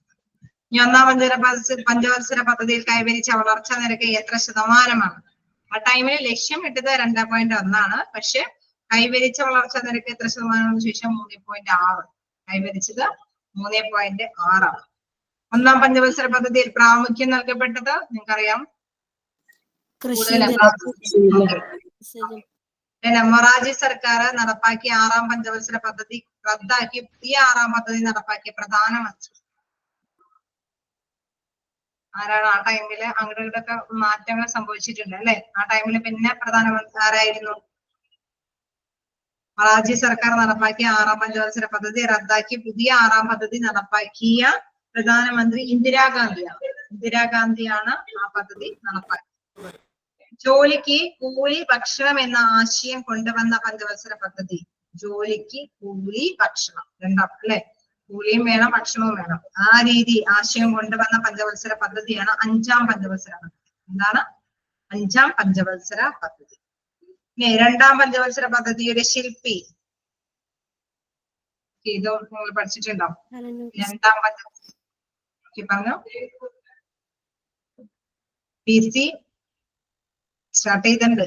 PC മഹാലനോബിസ്. അതാണ് 2. ഓക്കെ, 2ന്റെ ശില്പിയാണ് PC മഹാലനോബിസ്. ഇന്ത്യ ആദ്യത്തെ ആണവ പരീക്ഷണം നടത്തിയത് 1974 മെയ് 18 എത്രാമത്തെ പഞ്ചവത്സര പദ്ധതി കാലത്താണ്? ആദ്യത്തെ ആണവ പരീക്ഷണം. അത് ആ ടൈം എഴുതിയിട്ടുണ്ട്. നിങ്ങൾക്ക് ടൈം തന്നിട്ടായിരിക്കും ചിലപ്പോൾ ക്വസ്റ്റ്യൻ വരാം. അപ്പൊ നിങ്ങൾ ആ ഒരു ഇയേഴ്സ് നോക്കി കണക്ട് ചെയ്തിട്ട് വേണം. 4ാം പഞ്ചവത്സരം. 4ാം പദ്ധതിയല്ല, 1974 മെയ് 18. അത് എന്ന് അവസാനിക്കുന്നു കൂടി നോക്കിയിട്ട് വേണം. ഓക്കെ, അത് 5ാം പദ്ധതി. 5ാം പദ്ധതിയാണ്. ആ ഇയർ വെച്ച് നിങ്ങൾ കുറെ സമയം ഒന്നും കളയരുത്. ഏതാണ് എല്ലാവർക്കുള്ള പ്രശ്നമാണ്. നമ്മൾ ഇയർ വെച്ച് കണക്കാക്കിക്കൊണ്ട് ക്വസ്റ്റ്യനിൽ ഇയർ തരും. അപ്പൊ നമ്മൾ പഠിച്ചപ്പോൾ ഇയർ കണക്ട് ചെയ്തിട്ടായിരിക്കും നമ്മൾ പഠിക്കുക. എന്നിട്ട് നമ്മൾ എന്താ ചെയ്യുന്നത് വെച്ച് കഴിഞ്ഞാൽ ആ ടൈമിൽ ഇരുന്നുകൊണ്ട് ഇയർ വെച്ച് നമ്മൾ ഇങ്ങനെ കാൽക്കുലേറ്റ് ചെയ്ത് നമ്മുടെ സമയം ഇങ്ങനെ പോയിക്കൊണ്ടിരിക്കും. ആക്ച്വലി നമ്മളത് ആ ഇയർ തരുന്നത് നമുക്ക് നഷ്ടമാണ്. ശരിക്കും പറഞ്ഞാൽ നമ്മുടെ സമയം കളയാനായിട്ടുള്ള ഒരു പ്രധാനപ്പെട്ട ഒരു ടോപ്പിക്കാണ്. അത് വെച്ച് നിങ്ങൾ പെട്ടെന്ന് കിട്ടുന്നുണ്ടെങ്കിൽ മാത്രം ക്ലിക്ക് ചെയ്താൽ മതി. അതല്ലെങ്കിൽ നിങ്ങളത് പിന്നീട് സമയം ഉള്ളപ്പോൾ ചെയ്താൽ മതി. കാരണം എപ്പോഴും അതൊരു കൺഫ്യൂഷൻ ആണ്. ഇയർ തരും അവര്. അപ്പൊ നമ്മൾ എന്ത് ചെയ്യും? നമ്മൾ ആ ഇയേഴ്സ് വെച്ച് പഞ്ചവത്സര പദ്ധതി 12 ഉള്ളൂ. അപ്പൊ ഇയേഴ്സ് ആദ്യം പഠിച്ചു വയ്ക്കും. എന്നിട്ട് ക്വസ്റ്റ്യനിൽ ഇവർ ഇയർ വെച്ചുകൊണ്ട് ക്വസ്റ്റ്യനും ചോദിക്കും. അപ്പൊ നമ്മൾ അത് വെച്ച് കണക്ട് ചെയ്ത്, പക്ഷെ അതിന്റെ ഇടയ്ക്കൊക്കെ ബ്രേക്ക് വന്ന് മറ്റവരൊക്കെ കയറി പോയിട്ടുണ്ടാകും. അങ്ങനെയൊക്കെ വരുമ്പോൾ നമ്മളാകെ ആ ടൈമിൽ ഇരുന്നുകൊണ്ട് ആലോചിച്ച് സമയം കളയും. നിങ്ങൾക്ക് ക്ലിക്ക് ചെയ്ത് പെട്ടെന്ന് കിട്ടുന്നുണ്ടെങ്കിൽ നിങ്ങളത് അറ്റൻഡ് ചെയ്യുക. എന്താണ്? ഇന്ത്യയിലെ ആദ്യത്തെ ആണവ പരീക്ഷണം നടത്തിയത് 1974 മെയ് 18. എത്രാമത്തെ പഞ്ചവത്സര പദ്ധതി കാലത്തായിരുന്നു എന്ന് ചോദിച്ചാൽ 5ാം പഞ്ചവത്സര കാലം. നിങ്ങൾ ഇങ്ങനെയൊക്കെ പഠിച്ചിട്ടുണ്ടെങ്കിൽ നിങ്ങൾക്ക് അതൊന്നും നോക്കാതെ തന്നെ ക്ലിക്ക് ചെയ്യാനായിട്ട് സാധിക്കും. ഇൻ കേസ് പഠിച്ചു വെച്ച് അത് ക്ലിക്ക് ചെയ്ത് പോകാൻ കഴിവുള്ളവരാണെങ്കിൽ ഒക്കെ, പക്ഷെ സമയം വേസ്റ്റ് ആക്കിയത്. ഇനി ഇന്ത്യൻ ആസൂത്രണത്തിന്റെ പിതാവ് എന്നറിയപ്പെടുന്നത് 1974 ഏപ്രിൽ 1 ആരംഭിച്ച ഏത് പഞ്ചവത്സര പദ്ധതിയാണ് കാലാവധി തീരും മുമ്പ് 1978 അവസാനിപ്പിച്ചത്? 5. ഓക്കെ, അതുകൊണ്ടാണ് ഇടയ്ക്കിടയ്ക്കൊക്കെ അങ്ങനെ കാലാവധി തീരുന്നേക്ക് മുമ്പ് അവസാനിപ്പിച്ചൊക്കെ പോകുന്നുണ്ട്. ഈ 1950 മുതൽ 1980 വരെയുള്ള ഇന്ത്യൻ സമ്പദ് വ്യവസ്ഥയിലെ താഴ്ന്ന വളർച്ചാ നിരക്ക് ഏത് പേരിൽ അറിയപ്പെടുന്നു?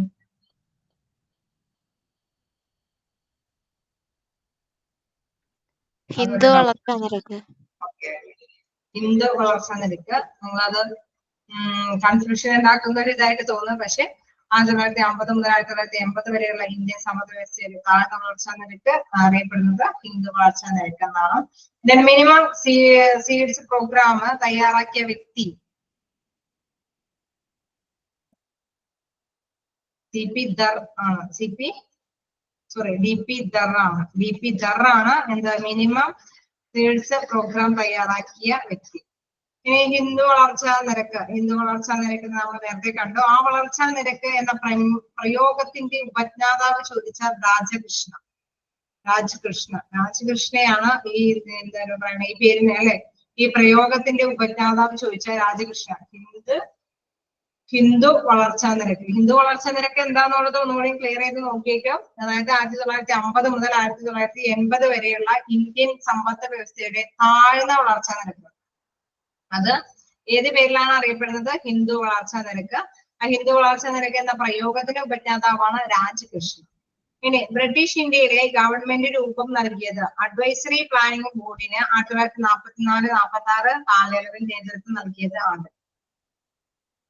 എന്താണ് ബ്രിട്ടീഷ് ഇന്ത്യയിലെ ഗവൺമെന്റിന് രൂപം നൽകിയ അഡ്വൈസറി പ്ലാനിംഗ് ബോർഡ്. ആ ടൈമിലൊക്കെ ഇതേമാതിരി തന്നെ അഡ്വൈസറി അല്ലെ നമ്മൾ ഇതൊക്കെ വരുന്നതിന് മുമ്പ് കുറെ കാര്യങ്ങളൊക്കെ അഡ്വൈസറി ആയിട്ട് ചെയ്തിട്ടുണ്ട്. അപ്പൊ അതൊക്കെ അതിന് നേതൃത്വം നൽകിയത് ആരാന്ന് ചോദിച്ചാൽ KC നിയോഗി.